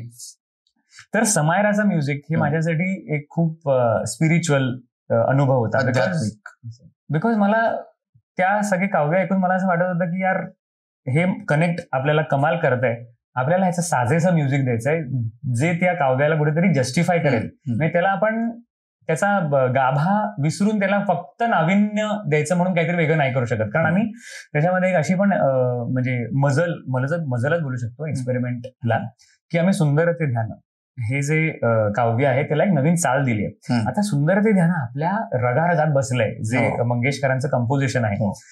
तर नवीन चाल देणं, तर त्याला आपल्याला म्हणजे खूप रिस्पॉन्सिबिलिटी आहे ऍज अ कंपोजर, बिकॉज त्याला आपल्याला कुठेतरी हे पण नाही करायचंय, त्याचा गाभा विसरून काहीतरी असंच नाही करायचंय, त्याला जस्टिफाय करायचंय त्या काव्याला. प्लस आपल्याला फिल्म मध्ये जी सिच्युएशन आहे त्यालाही जस्टिफाय करायचंय की ती एक अमॅच्युअर म्युझिशियन आहे जी गाते आहे, तर ती खूप असं कमाल क्लासिकल काही नाही गाऊ शकणार आहे. सो आपल्याला ते पण साधायचं एक बॅलन्स. सो समायराचं म्युझिक तर मी म्हणतो की एक हे शंकर महादेवजींचं पहावा विठ्ठल नावाचा एक युट्यूबवर व्हिडिओ आहे, आणि मी 3-4 अभंगांचा एक मॅशअप आहे ऍक्च्युली तो. तर मी ना समायराच्या म्युझिकला एवढंच करायचो की मी ते लावायचो आणि मी ते लूपवर लावायचो. मी एक अर्धा तास ते नुसतं ऐकायचो. तो माहोल माझ्या आजूबाजूला बनला ना किंवा मी घ्यायचो लिरिक्स आणि मग जे काही सुचायचं ते मी करायचो. आणि प्रत्येक गाण्याचे 2-3 व्हर्जन्स आहेत त्या गाण्याचे. फायनली जे अप्रूव्ह झालेत ते आपण ऑब्व्हियसली ऐकतो. बट मला खूप मजा आली, कारण जिव्हाळ्याचा विषय मला ऋषी सरांनी खूप फ्रीडम दिलेलं आहे. ऋषी देशपांडे. सो त्यांनी मला अतिशय, कारण त्यांच्यावर आधी आम्ही बरेच वर्ष काम केलं, म्हणजे 4-5 वर्ष आम्ही ऍड्स आणि टेलिफिल्म आणि अशा काही गोष्टी करतो एकत्र. तर त्यांनी मला खूप फ्रीडम दिला की तुला पाहिजे ते कर आणि मग आपण बघूया. म्हणजे जर नाही आवडलं मी तुला सांगेन, आवडलं तर मग आपण तसं ठेवूया, मी काहीही बदलणार नाही त्याच्यात असं. सो ते फ्रीडम होता. इव्हन फायनान्शियली पण मी म्हणतो ना, म्हणजे हा एक भाग डिस्कस करण्याचा गरज आहे, बिकॉज तो एक खूप महत्वाचा भाग आहे. फायनान्शियली पण आम्हाला हे करायसाठी थोडी स्कोप मिळाला. म्हणजे मगाशी असं म्हणालो 70-80 तास स्टुडिओचे बुक करायला करायचे, बरोबर. त्याच्यासाठी तेवढं आपल्याकडे बजेट असणं ही पण एक मोठी गोष्ट होती. सो त्या अल्बम मध्ये आम्ही तर असा विचार केला की आपल्याला काही आले नाहीत तरी चालतील, पण आपल्याला ना जे काही करायचं सॅटिस्फॅक्शन मिळालं पाहिजे, जे काही करायचंय ते आपल्याला करायचंय, त्याच्यामध्ये आपल्याला कॉम्प्रोमाइज नाही. कारण कदाचित वी नेव्हर नो, कारण अशी अपॉर्च्युनिटी खूप कमी येते ना आपल्याकडे की 5 गाणी एका फिल्मची अभंग, फोक, झोन ह्याच्यामध्ये माहित नाही परत कधी येईल आपल्याला अशी अपॉर्च्युनिटी. सो आपण ही आपली पहिली आणि शेवटची फिल्म आहे अशी करायची. सो ह्याच ऍटिट्यूडनी आपण आम्ही सगळ्यांनीच, ऍक्च्युली मी एकट्याने असं म्हणू शकत नाही समायराचं म्युझिक केलं, माझे सगळे जे टीम मेंबर्स आहेत, अनुप, आदिनाथ, मामा, आनंद डबरेजी जे आमचे साऊंड इंजिनियर, ते पण एवढे इन्व्हॉल्ड, आम्ही सगळ्यांनी एवढ्या इन्व्हॉल्वमेंटनी तो प्रोजेक्ट केला ना की कदाचित मी मगाशी असं म्हणालो की सगळ्यांच्या एनर्जी लागल्या, माझ्या एकट्याच्या नाही. सो त्याच्यामुळे त्या गाण्यांना मे बी काहीतरी एक अशी क्वालिटी आली जी कदाचित एका डिजिटाइज्ड कम्प्युटरवर बनवलेल्या गाण्याला नाही येऊ शकत. खरं. So Samaira was that. गणवेश माझी ऍक्च्युली पहिली फिल्म गणवेश, आणि त्याच्यामध्ये 2 गाणी करायची संधी मिळालेली. एक मोल नावाचं गाणं होतं आणि एक लावणी होती. गुरु ठाकूरचे शब्द, ठाकूरजींचे शब्द होते. आणि मला हे बोलायला नक्कीच आवडेल की गुरु ठाकूरजींचे शब्द हे जेव्हा तुमच्या समोर, माझ्यासमोर जेव्हा आले तेव्हा त्या शब्दांमध्ये ऑलरेडी एक चाल होती. म्हणजे मला ती चाल लावणं हे एवढं सोपं गेलं, कारण त्यांनी स्वतःच, म्हणजे मी जेव्हा वाचलं ना तेव्हा त्याला एक लय आहे, त्याला एक काहीतरी बनवून ऑलरेडी आले, 50% गाणं बनवून आलेलं आहे, आणि मग आपल्याला फक्त वरचा जो एक भाग आहे तो करायचा आहे. So it is a pleasure की असा एक कवी किंवा एक रायटर मिळणं एका कंपोजरला जो मोस्टली गोष्टींची काळजी ऑलरेडी घेतोय, की लय, शब्दांचा आवाज, नॉट जस्ट द मिनिंग तर आहेच, बट शब्द कसे वाजतायत, त्यांचा उच्चारण्याची पद्धत आणि मीटर म्हणा सगळंच. सो त्या सगळ्या गोष्टी ऑलरेडी झालेल्या असताना मग जेव्हा कंपोजरकडे येतं गाणं तेव्हा त्याचा एक आनंद किंवा त्याचा एक ईज खूपच वेगळा आहे. सो गणवेश माझ्यासाठी तो प्रोजेक्ट होता जिकडे मला गुरु ठाकूरजींसारखे लिरिसिस्ट लाभले, की जिकडे मला फक्त थोडंसंच काम करायचं होतं. आणि मग ऑब्व्हियसली साऊंड वाईज आम्ही त्याच्यावर बरंच काम केलं, but on a creation level it was a very pleasurable experience. म्हणजे खूप जास्त मला स्ट्रेच मला वाटलं नाही की मी केलं त्या अल्बमसाठी, समायरासाठी मी बऱ्यापैकी स्ट्रेच केलं स्वतःला. निहार, सध्याच्या काळामध्ये बघ ना की युट्यूब किंवा या माध्यमातून, पूर्वी कसं होतं कॅसेट रिलीज व्हायचं, म्युझिक रिलीज व्हायचं, सीडी रिलीज व्हायच्या, सध्या सिंगल्स केली जातात, युट्यूबला अपलोड केली जातात. तर या सगळ्याचं एकंदरीत संगीतावर काय परिणाम होतोय, म्हणजे तुला काय वाटतं? ऍक्च्युली चांगलं आहे, मला तर खूप छान वाटतं. म्हणजे आत्ताचा जो काळ म्युझिशियन्ससाठी आहे त्याच्याकडे मी खूप सकारात्मकतेने बघतो, बिकॉज एक असा काळ होता, म्हणजे आजोबांचा काळ किंवा माझ्या आई वडिलांचा काळ, जिकडे गेटकीपर्स होते म्युझिकसाठी, की म्हणजे काय म्युझिक बाहेर येणार आणि काय नाही येणार याच्यासाठी माणसं म्हणजे ऑब्व्हियसली ते owner of the record label हे डिसाईड करायचे आणि त्यांच्याकडे ती डिसिजन मेकिंग पॉवर होती. सो तुम्ही जरी काही बनवलं तरी शेवटी त्यांना आवडल्याशिवाय ते पुढे जाऊ शकत नाही. आत्ताचा काळ असा आहे की तुम्ही काहीही बाहेर टाकू शकता, तुम्हाला जे आवडतंय किंवा जे कदाचित नाही कमर्शियल आहे पण तरीही ते बाहेर येण्याची संधी त्याला आहे. तुम्ही कॉन्टेंट क्रिएटर झालात म्हणजे तुम्ही आपण ऍक्च्युली आधीही कॉन्टेंट क्रिएटरच होतो पण फक्त आपल्यावरती एक बॉस होता. तो आता बॉस नाहीये, तो आता आपणच बॉस होत. तर त्याचे म्हणजे प्रोज अँड कॉन्स अगेन ह्याचेही असणारच आहेत बिकॉज काहीही बाहेर येत आहे एका पॉइंटला. Correct. But I am just speaking about people who are genuine about their music. बरोबर की बाबा आपल्याला छान म्युझिक करायचंय ह्या भावनेने जर आपण करतोय तर मग अशा लोकांना फ्रीडम खूप गरजेचं आहे की त्यांना मग तुम्ही करा, एक्सपेरिमेंट करा, हे करून बघा, ते करून बघा आणि ते बाहेर आणि लोकांना डिसाईड करून दे. हा एक बॉस नाही डिसाईड करते, मग जनता किंवा आपलं जे आपण प्रेक्षक मायबाप ते डिसाईड करू दे की हे चांगलं आहे का वाईट आहे. मी एक्सेप्ट करेन, ते मला चालेल. ते माझ्यासारख्या माणसासाठी ही सिच्युएशन खूप छान आहे की मी करू शकतो. आणि मग obviously it's more difficult because जसं आपण मगाशी म्हणालो की 80,000 गाणी जेव्हा एका दिवसात अपलोड होतात तेव्हा मग आपलं गाणं त्याच्यात कसं दिसणार हा एक कम्प्लिटली वेगळा विषय आहे जो मार्केटिंगचा विषय आहे. तर मार्केटिंग पण असाच एक विषय जिकडे म्हणजे I just talk about myself की जे जास्त आर्टिस्ट आहेत ना ते मार्केटिंग मध्ये कमी पडतात बिकॉज त्यांचं असं असतं की आम्ही बनवलं, आम्हाला मजा आली, बाद झालं. आणि मग ते लोकांना आवडलं तर अप्रतिम, लोकांना नाही आवडलं तर काय करणार, ठीक आहे आपण अजून एक गाणं बनवूया. म्हणजे अप्रोच असा असतो की आपण अजून एक काहीतरी बनवूया. जेव्हा की एका मार्केटरचा अप्रोच असा असतो की हे जे बनवलंय ह्याला आपण सर्वात जास्त लोकांकडे कसं पोहोचवू शकतो की हेच बाप प्रोडक्ट आहे. पण ऍज अन आर्टिस्ट माझं असतं की मी हे बनवलं, हे नाही वर्क केलं, दुसरं बनवतो, हे त्याच्यावर बेटर बनवतो काहीतरी. सो थोडं सायकोलॉजीमध्ये फरक पडला ऍज अन आर्टिस्ट आणि मार्केटर. बट शिकतोय आणि आपण सगळेच शिकतोय आणि काहीतरी बेटर करायचा प्रयत्न करतोय. आणि तोच प्रश्न माझ्याकडे होता, तो म्हणजे की सध्याचं जे लोकप्रिय संगीत आहे सध्या सगळे म्हणतात ट्रेंडिंग आहे आणि त्यामुळे कुठेतरी क्वालिटी संगीत मागे पडतंय असं आहे काही का काय? म्हणजे नेमकं मागे पडतंय म्हणजे तुम्ही जर त्या गाण्याच्या सक्सेस आणि नंबर्स बद्दल बोलत असाल तर कदाचित हो. बिकॉज जे चालतंय किंवा जे ट्रेंडिंग आहे ते मोस्टली थोडंसं असं काय म्हणतात कॅज्युअल आहे. म्हणजे कॅज्युअल गोष्टी थोड्याशा जास्त चालतात असं मला वाटतं कुठेतरी. Maybe I am wrong. ज्या थोड्याशा डीप गोष्टी आहेत किंवा ज्याला एक अधिष्ठान आहे अशा गोष्टी कदाचित कमी चालतात. पण ते नेहमीच होतं. म्हणजे जनरल काय म्हणतात ह्युमन काइंडचा जो एक अवेअरनेस लेवल आहे ती जर एका लेवलला असेल तर आपण मग त्यांना खूप जास्त डीप देऊन ते कसं करणार आहे. So we have to match. आपण ते पण करायचंय, त्याच्यामध्ये पण आपण जर काहीतरी छान देऊ शकलो तर मग ती आपली कला आहे. मग that is how a composer और अ क्रिएटर शुड थिंक की हे आहे असं, ही सिच्युएशन आहे, आपल्याला एक्सेप्ट तर करायलाच लागणार आहे. बिकॉज आपण जर नाही आपण क्लासिकल कॉन्सर्टला लोक का नाही येतात, हा जर आपण आता ते एवढं प्रगल्भ म्युझिक आहे की त्याला समजायसाठी आपल्याला एक लेवल ऑफ अवेअरनेस लागतो, थोडंसं काय म्हणतात एक एज्युकेशन लागतं कुठेतरी.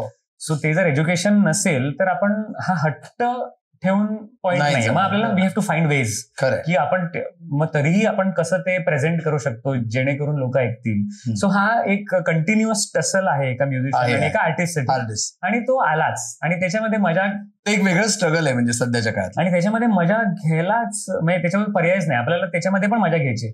कारण नाहीतर मग आपण असं खचून जाऊ कुठेतरी. बिकॉज नाहीतर मग बघायला गेलं तर खूप निराशाजनक स्थिती असू शकते. ऍक्च्युली मी ना समायरा नंतर हे थोडंसं शेअर करतो कारण तो प्रोसेस झालाय माझ्याबरोबर की समायराचं म्युझिक आम्ही 2017 साली केलंय, विच इज 8 years.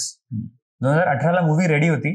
2019 मध्ये आम्ही ते 18-19 मध्ये आम्ही फेस्टिवलला पाठवायला लागलो आणि 19-20ला रिलीज असा प्लॅन केला. तेवढ्यात आपलं कोविड आलं आणि नंतर काही थोडे इश्यूज पण झाले ज्याच्यामुळे ती फिल्म रखडली आणि ती फायनली आली 2022 मध्ये. तो 5 वर्षाचा जो पिरियड होता ना, ऍज अ कंपोजर म्हणतो की यार आपण एवढं मन लावून काम केलंय, ते बाहेर येत नाही, आपण कोणाला ऐकू शकत नाही, आपण कोणाला सांगू शकत नाहीये की आपण हे केलंय. कारण ऍज अ कंपोजर किंवा ऍज अन आर्टिस्ट आपलं एक काहीतरी काम बाहेर आलं की ते ऐकूनच आपल्याला अजून काम येणार आहे. कारण मी स्वतः जाऊन कमी भेटतो लोकांना किंवा मी मार्केटिंग वाईज थोडासा मागे. आता मागच्या काही वर्षात इंस्टाग्राम वगैरे मी केलंय थोडं but on a very basic level जर विचारलं तर मला फक्त गाणं बनवायचंय आणि मला त्याच्यामध्ये आनंद आहे आणि ते जर लोकांना आवडलं तर त्याच्यामध्ये मला अजून आनंद आहे. बट ते ऐकाच आणि म्हणजे बघा आवडतंय का, हा अप्रोच नाहीये. बघा आवडतंय का हा अप्रोच आहे. सो ते 5 वर्ष खूप डिफिकल्ट होते की म्हणजे असंच आहे का, म्हणजे असंच इंडस्ट्री अशीच आहे का की जिकडे आपण जरी काही केलं असेल तरी आपल्याला हे काही निराशा की आपण काही प्रोजेक्ट्स केलेत, आपण ऑनबोर्ड आहोत आणि मग तो प्रोजेक्टच म्हणजे नाही बर्नरवर गेलाय, काम केलंय आपण ज्याच्यासाठी आपल्याला काही मिळालंही नाहीये. सो ह्या सगळ्या अनुभव पण आलेले आहेत ह्या सगळ्यामध्ये. सो आयडियली निराशा पण आहे ह्या प्रोसेसमध्ये, आनंदही आहे. आपल्याला जर म्हणजे तो चॉईस मग फायनली मला ह्या वर्षी जाणवला की आपल्याकडे चॉईस आहे. आपण एकतर पॉझिटिव्ह राहू शकतो या सगळ्यामध्ये किंवा निगेटिव्ह राहू शकतो, हा आपल्याकडे चॉईस आहे. सो मग it's obviously better to stay positive. आणि ऑब्व्हियसली हे सगळ्या गोष्टी घेऊन आपण आता होपफुली पुढे जाताना बेटर डिसिजन्स घेऊ की आपल्याला काय काम करायचंय, आपल्याला कोणाबरोबर काम करायचंय, आपल्याला कितपर्यंत स्वतःला द्यायचंय एका प्रोजेक्टला. या सगळ्या मग कॅल्क्युलेशन्स आहेत जे हळूहळू आपण बेटर करत जाऊ पुढे. बट काम तर करायचंय म्युझिकमध्येच, आपण दुसरं काहीच नाही करू शकत किंवा मग काही इच्छाही नाही दुसरं करायची. सो मग ह्या रूल्स प्रमाणे खेळून at the end of the day स्वतःलाही आनंद येईल असं काहीतरी एक बॅलन्स. खरंय. कलेतला आनंद शोधायचा आपण हे तू जे सांगितलंस, तर तू एक वेगळा प्रोजेक्ट पण सध्या लॉन्च केलेला आहेस, फोक अस म्हणून. येस. फोक अस काय आहे ते मला ऐकायचंय. ओके, सो फोकस हा कॉन्सेप्ट ऍक्च्युली बऱ्याच वर्षांपासून माझ्या डोक्यात आहे आणि तो फायनली आता ह्या वर्षी जाऊन आम्ही त्याला काहीतरी आकार देऊ शकलोय. फोकस नावाचा एक चॅनल मी युट्यूबवर खूप आधी उघडलाय, तिकडे एक अभंग टाकलाय, मग काही ओरिजिनल तिकडे, मी ओरिजिनल गाणी तिकडे जास्त टाकतोय.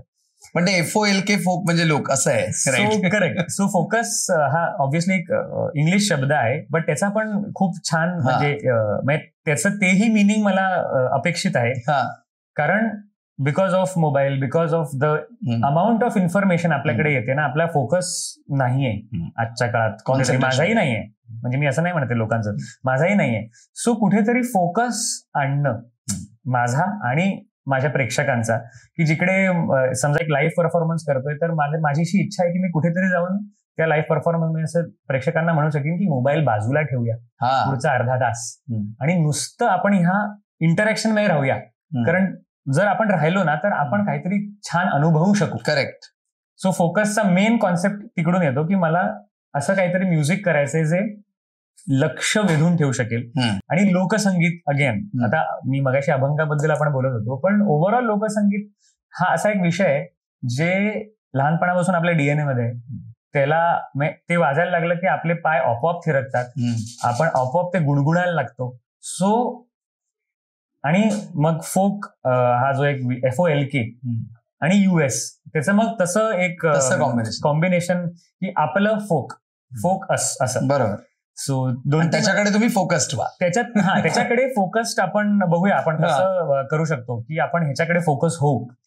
आणि आनंद ह्या गोष्टीचा आहे की ड्युरिंग दिस टाइम, ह्या वर्षी आणि मागच्या वर्षी काही अजून पण मेनस्ट्रीम बँड फोक ह्याच्यामध्ये बरेच काम केलं. फोक आख्यान आपण ऐकलं असेल किंवा अजून बरेच बँड आहेत, त्यांनी कमाल काम केलंय. म्हणजे मला खूप आनंद आहे की लोकसंगीत हे जास्त मेनस्ट्रीम मध्ये यायला लागलंय. त्याचे रील्स आपण जास्त बघतोय. मी माझ्या इंस्टाग्रामवर पण मागच्या 2-3 वर्षात मी आणि सई आजोबांची गाणी रिक्रिएट करतोय, तर ते फोक इन्स्ट्रुमेंट्स बरोबर करतो. म्हणजे बगल बच्चा, चोणका दिमडी. तर तो साऊंड मला खूप आवडतो, कारण तो एकतर ऑर्गॅनिक साऊंड आहे, रॉ आहे आणि तो काहीतरी नाही कसं काय म्हणतात, ऐकल्यावर माझ्यामध्ये आणि कदाचित प्रेक्षकांमध्ये ना एक असं काहीतरी जागृत करतोय जे मला अजून त्याच्यावर नाव नाही ठेवता आलंय, but it's a very raw emotion. मला फोकसचा आता आमचा एक नागपूरला कार्यक्रम झाला, पहिलाच प्रॉपर 15 लोकांचा कार्यक्रम आम्ही केला तिकडे, बँड साईज.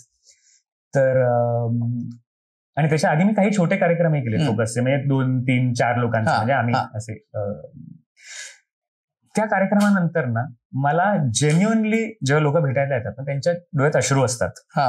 हे आहे, माझ्याही असतात at the end of the show, because मी गेलेला असतो एका वेगळ्या ट्रान्समध्ये. एका वेगळ्या ट्रान्समध्ये असतात आणि त्याला एक्सप्लेन नाही करू शकत मी की ते का आहे. मे बी आपण लहानपणी ऐकलंय ते म्युझिक, सो एक नॉस्टॅल्जिया आहे त्या म्युझिकमध्ये.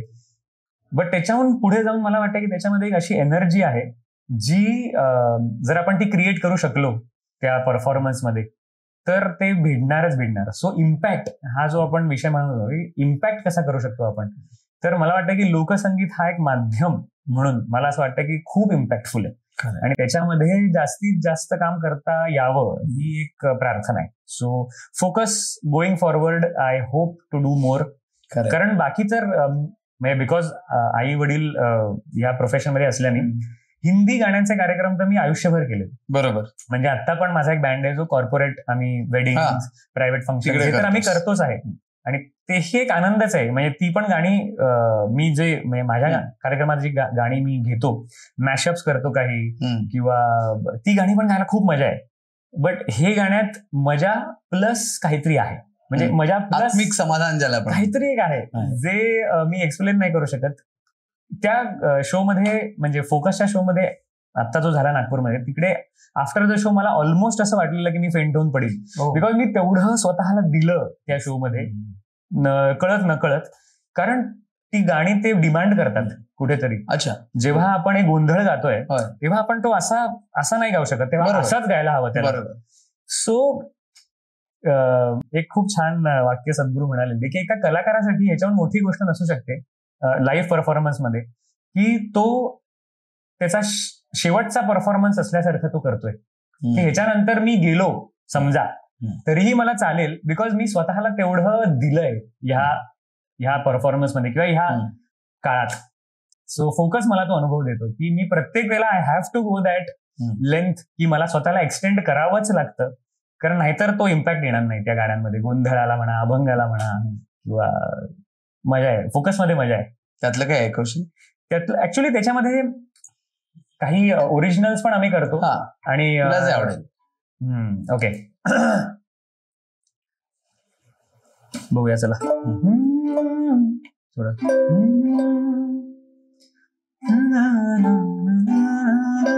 ओके, सो ही एक शंकराची आरती आहे. आपण गणपतीला गातो लवथवती विक्राळा, त्याचं एक कंपोजिशन केलंय मी. सो ते युट्यूबवर पण मी रिलीज केलंय. तर ते फोकसमध्ये आम्ही काही ओरिजिनल्स करतो आणि मग काही कव्हर्स पण आहेत. म्हणजे शेतकरी गीतांमध्ये आम्ही सगळी जीवाशिवाची मेलोडी ती गाणी ही घेतो. सो पण हे लवथवती विक्राळा ऐकवतो.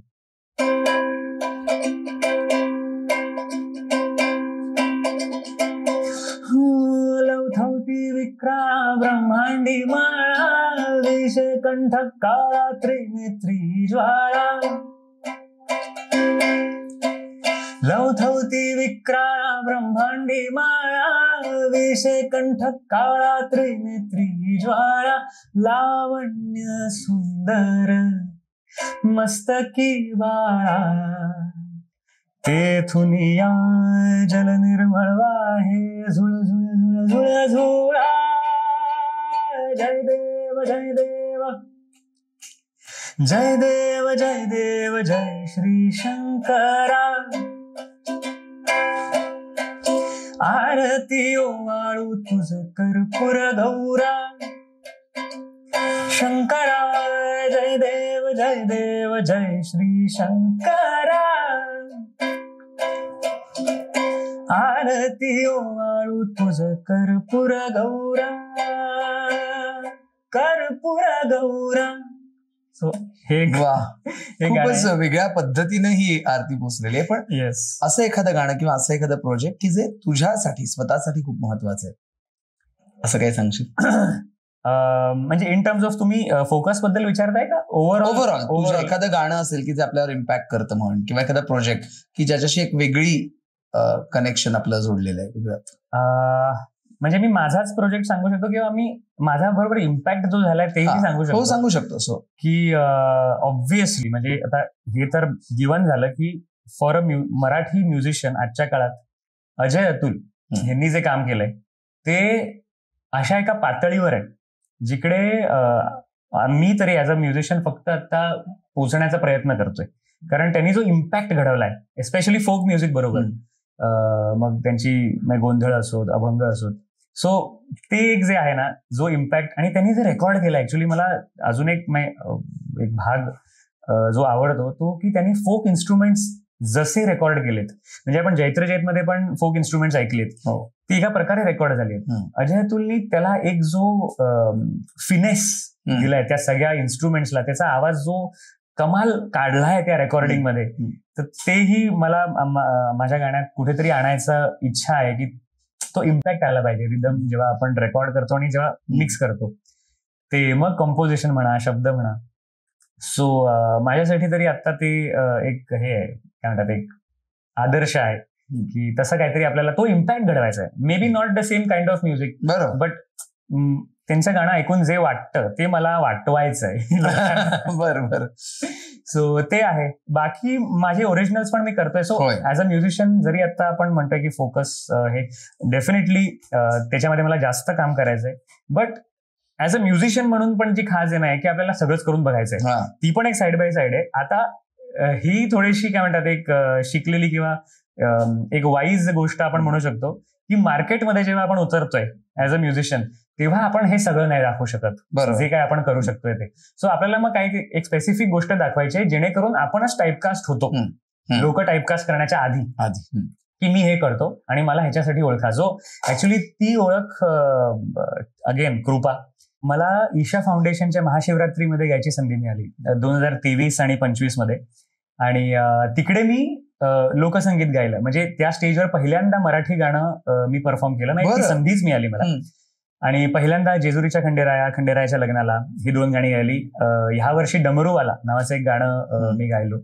आणि त्या गाण्यांनी एक जी ओळख आता क्रिएट केली ऍज अ सिंगर, की म्हणजे एक लुक आहे त्याचा, किंवा हे सगळ्या गोष्टी शिकून मी थोड्याशा अंमलात आणण्याचा प्रयत्न केला की आपल्याला जर एक काहीतरी आपली ओळख बनवायची तर मग अशा स्पेसमध्ये बनवूया जिकडे आपल्याला काम करायचंच आहे इव्हेंच्युअली, पण त्याची आवडही आहे आणि ती संधी पण आली समोरून ऍट दी सेम कृपा अगेन. सो त्याच्यामुळे मग हा ऍक्च्युली जो कार्यक्रम घडला फोकसचा, तो कदाचित नाही, फॉर शुअर ह्याच कारणामुळे घडला की लोकांनी तिकडे बघितलं मला आणि मग त्यांनी मला अप्रोच त्या दृष्टीने केलं की आपण असा काहीतरी लोकसंगीताचा कार्यक्रम करू शकतो का. बट माझा सांगण्याचा मुद्दा आहे की थोडंसं टाईपकास्ट आपण होऊन जर गेलो मार्केटमध्ये तर मार्केटला सोपं पडतं आपल्याला काम द्यायला. हे मी कुठेतरी शिकलो या सगळ्यामध्ये. व्हर्सटॅलिटी ही गोष्ट पर्सनली खूप छान आहे, बिकॉज ऍज अन आर्टिस्ट हा कुठेतरी माझा धर्मच आहे की मी सगळं एक्सप्लोर करतो, की मी काय काय करू शकतो हे मी एक्सप्लोर करतो, कारण त्याच्यामुळे माझा काय म्हणतात माझा आवाका वाढतो की मी काय करू शकतो, आणि मग मला अंडरस्टँडिंग मध्ये मला मजा जास्त येते जेव्हा मी एक्सप्लोर करतोय. पण मार्केटमध्ये व्हर्सटॅलिटी एवढी काम करत नाही कदाचित. मार्केटमध्ये काहीतरी स्पेसिफिक तुम्ही करता, त्यासाठी तुम्हाला बोलवलं जातं आणि it's easier for them to do business with you when they know की हा हे करतो. सो व्हर्सटॅलिटी मी माझ्यासाठी करतो. आणि बाहेर आपण जे काही एक ब्रँडिंग म्हणतो किंवा एक ओळख, आर्थिक गणित त्यातली जी असते, आर्थिक पण ऑब्व्हियसली, सो ते करायसाठी मग आपण एक स्पेसिफिक काहीतरी पोर्ट्रे करतो की बाबा मी हे करतो. But as a musician going forward मला सगळंच करायला ट्राय करायला आवडतं. सो आपण म्हणतो की पुढे जर पुढचे काय प्रोजेक्ट, सो त्याच्यामध्ये ओरिजिनल्स आहेत.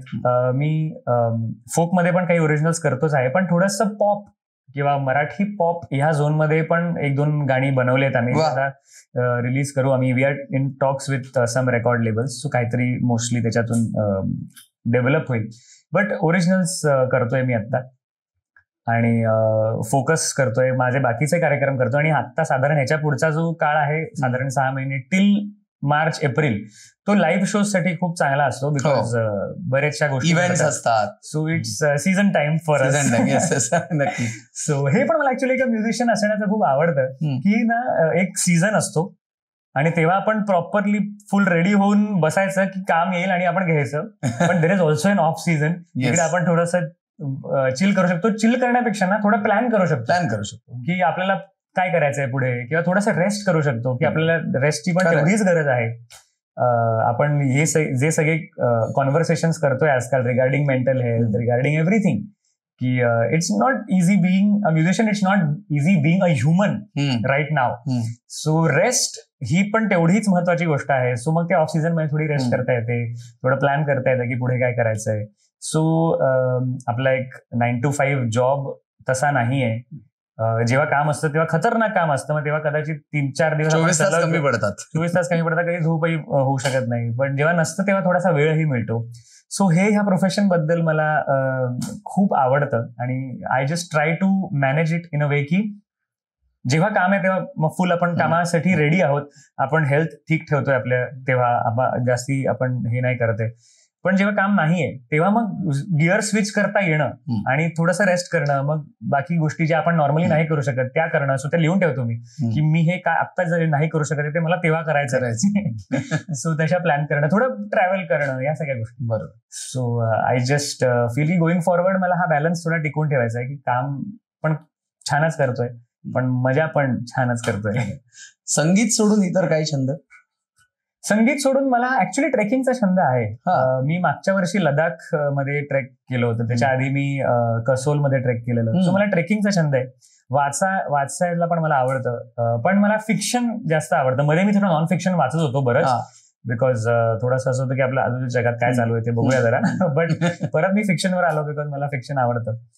मला ऍक्च्युली सद्गुरू आणि स्पिरिच्युअल पुस्तक पण आवडतात. श्री अरबिंदो, मला त्यांचं एक रेनेसान्स इन इंडिया नावाचं एक पुस्तक आता मी वाचतो. It is crazy. म्हणजे त्या माणसाला जो इन्साइट आहे आपल्या कल्चर बद्दल, म्हणजे आपण आता कुठेतरी ना फक्त मागचे 20, 30, 40, 50 वर्ष किंवा 100 वर्ष मॅक्स टू मॅक्स विचार करतोय. बट त्या पुस्तकामध्ये त्यांनी मागचे 2000 वर्ष आणि तिथून आपण कसं कसं काय काय काय काय चेंज होत होतो, तर आपण आता इकडे पोहोचलोय ऍज अ संस्कृती. ह्याचं एवढं सुंदर विश्लेषण केलंय ना Shri Aurobindo, Renaissance in India. तर ते पुस्तक मी वाचतोय आणि मला वाचनाचा एक जनरल छंद आहे. बाकी आय मीन ट्रॅव्हल, ट्रेक, वाचन. I love to play games. मला बॅडमिंटन खूप आवडतो. Table tennis I am decently good at. But games also. So ज्या वेळेला आपण कृपा संवादसाठी एखाद्याशी गप्पा मारत असतो, संवाद साधत असतो, एक प्रश्न नेहमी मनात येतो की आपल्या आयुष्यात स्ट्रगल असतं, चढ उतार असतात, यश अपयश दोन्ही असतं.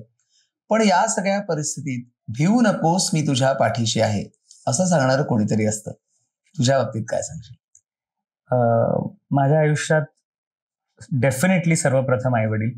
बिकॉज म्हणजे थोडंसं वाटेल की एका म्युझिशियन फॅमिलीमध्ये जर आपण जन्माला येतोय तर त्यांना माहिती आहे की एका म्युझिशियनचं करिअर कसं असतं. सो इनिशियली मला जेव्हा आई वडील म्हणायचे की अरे तू एक MBA कर किंवा तू एक हे कर, बिकॉज त्यांना ती काळजी होती की म्युझिशियनचं लाईफ त्यांनी बघितलंय, चढ उतार आणि जे काही. तर तू एक काहीतरी असं फिक्स कर ज्याच्याने तुला सर्व्हायवल तुझं क्वेश्चन मध्ये नसेल आणि मग म्युझिक आपण करू शकतो. हे मला कळू शकतं की हे कुठून येतं त्यांच्याकडे. But still when I say after graduation की मला म्युझिक करायचंय, तेव्हा जर ते माझ्या पाठी उभे राहतात तेव्हा तेही तयार होतात माझ्या जर्नीसाठी की अच्छा म्हणजे हे ह्या जर्नीवर जर हा चालू आहे तर साधारण 35 पर्यंत ह्याचे सेटलमेंट नाहीये. हे अंडरस्टूड आहे आत्ताच्या काळात. म्युझिशियन जर एक माणूस आहे तर मग ती पुढची 15 वर्ष आपणही रेडी होतोय एका जर्नीसाठी. तर आई वडील, सगळेच फॅमिली मेंबर्स, म्हणजे माझा भाऊ गंधार, मावशी, सई, हे माझी इमिजिएट फॅमिली. बरोबर. क्लोज फॅमिली जे आपण म्हणतो, मित्र परिवार डेफिनेटली.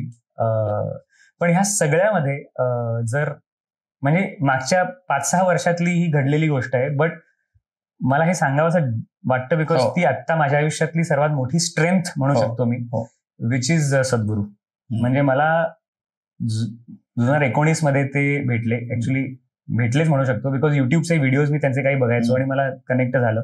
पण मी जेव्हा त्यांचा कोर्स केला आणि एक हे म्हणजे काय म्हणतात योगिक प्रॅक्टिस आहे जिला शांभवी महामुद्रा आपण म्हणतो, क्रिया योगा मध्ये ती येतं. तर ती प्रॅक्टिस मग त्याच्यानंतर मी करायला लागलो. एक साधारण 20-21 मिनिट्सची ती प्रॅक्टिस आहे आणि मग बाजूला आपण त्याच्या योगा करून एक 45 मिनिट्सचा तो एक हे आहे, आपण त्याला एक सेट म्हणू शकतो. तर मी ते 4-5 वर्षापासून करतोय आणि ती गोष्ट केल्यानंतर माझ्या आतमध्ये जे बदल घडले ते कदाचित मी तुम्हाला शब्दात नाही सांगू शकणार.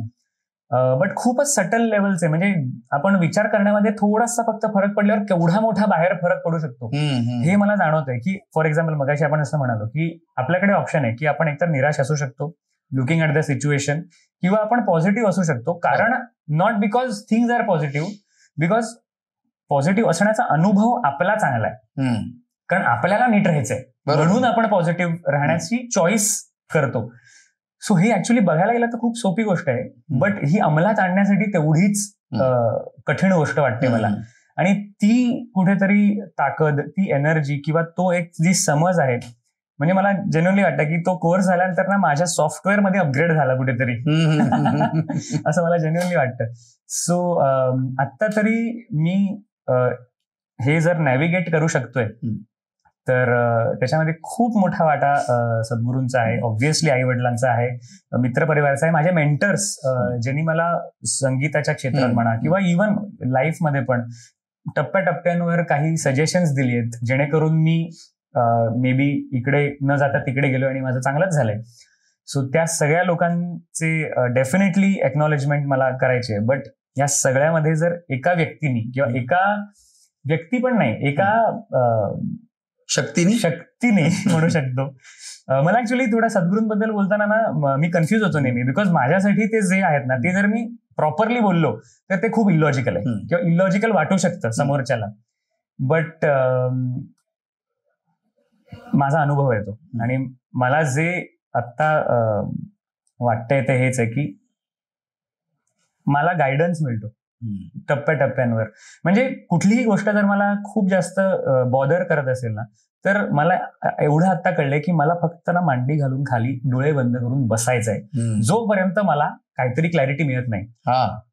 आणि हे माझ्यासाठी काम करतं दरवेळेला की मी ज्या पॉइंटला मी थोडासा असा शांत होतो ना तेव्हा मग सोल्युशन्स थोडेसे आपोआप दिसायला लागतात की अच्छा हे करून बघूया. Not may be the final ultimate solution कदाचित नाही मिळणार, पण पुढची स्टेप, एक मार्ग दाखवणं, पुढची स्टेप मिळते. सो ते खाली बसून डोळे बंद करून स्वतःला शांत करणं जे आहे ते मला गवसलंय या सगळ्यामध्ये. आणि ते मी अट्रिब्यूट करतो जे काही शक्ती आहे त्याला. खरं. निहार, तू आमच्या विनंतीला मान देऊन इथं आलास आणि आपण कृपा संवाद मध्ये जे लोक सहभागी होतात तर आपण प्रार्थना करत असतो की त्या सर्वांच्या पाठी स्वामींची कृपा असावी आणि तुझ्या मनातल्या सर्व इच्छा आकांक्षा पूर्ण होत. आणि आमच्या स्वामी कृपा क्रिएशन तर्फे स्वामींची प्रतिमा तुला भेट देतो, त्याचा तू स्वीकार कर ही विनंती. खूप शुभेच्छा. थँक्यू. मला बोलवल्याबद्दल थँक्यू गणेश दादा. आणि खूप मजा आली. माझा पहिला पॉडकास्ट आहे. अच्छा. लॉंग फॉर्म मध्ये माहित नाही, म्हणजे मी यू टेल मी की कसा झालाय. मला आवडलाय, मजा आली. आणि कृपा आपल्या सगळ्यांवरच राहो स्वामींची ही माझी इच्छा आहे. So thank you.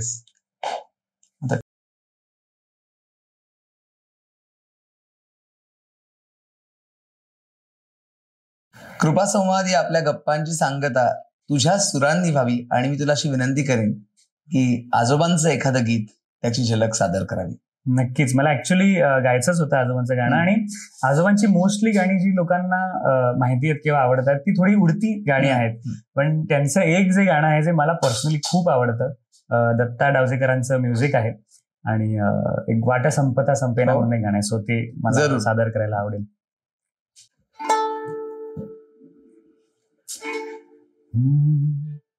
वाट संपता संपेना कोणी वाटेत भेटेना, वाट संपता संपेना कोणी वाटेत भेटेना, कुठे आलो असा कसा, कुठे आलो असा कसा, कुणी काहीच सांगेना, वाट संपता संपेना कुणी वाटेत भेटेना, वाट संपता संपेना. थँक्यू. मित्रांनो, आजचा हा पॉडकास्ट कसा वाटला, निहार शेंबेकर बरोबर आम्ही मारलेल्या गप्पा कशा वाटल्या, कमेंट बॉक्समध्ये नक्की कळवा. स्वामी कृपा क्रिएशन्सला सबस्क्राईब करा, व्हिडिओला लाईक करा, शेअर करा आणि पॉडकास्ट मधून आम्ही तुमच्या भेटीला कोणाकोणाला आणलं पाहिजे याबद्दलचे अभिप्राय सुद्धा कळवा, ती नावं सुद्धा कळवा. धन्यवाद.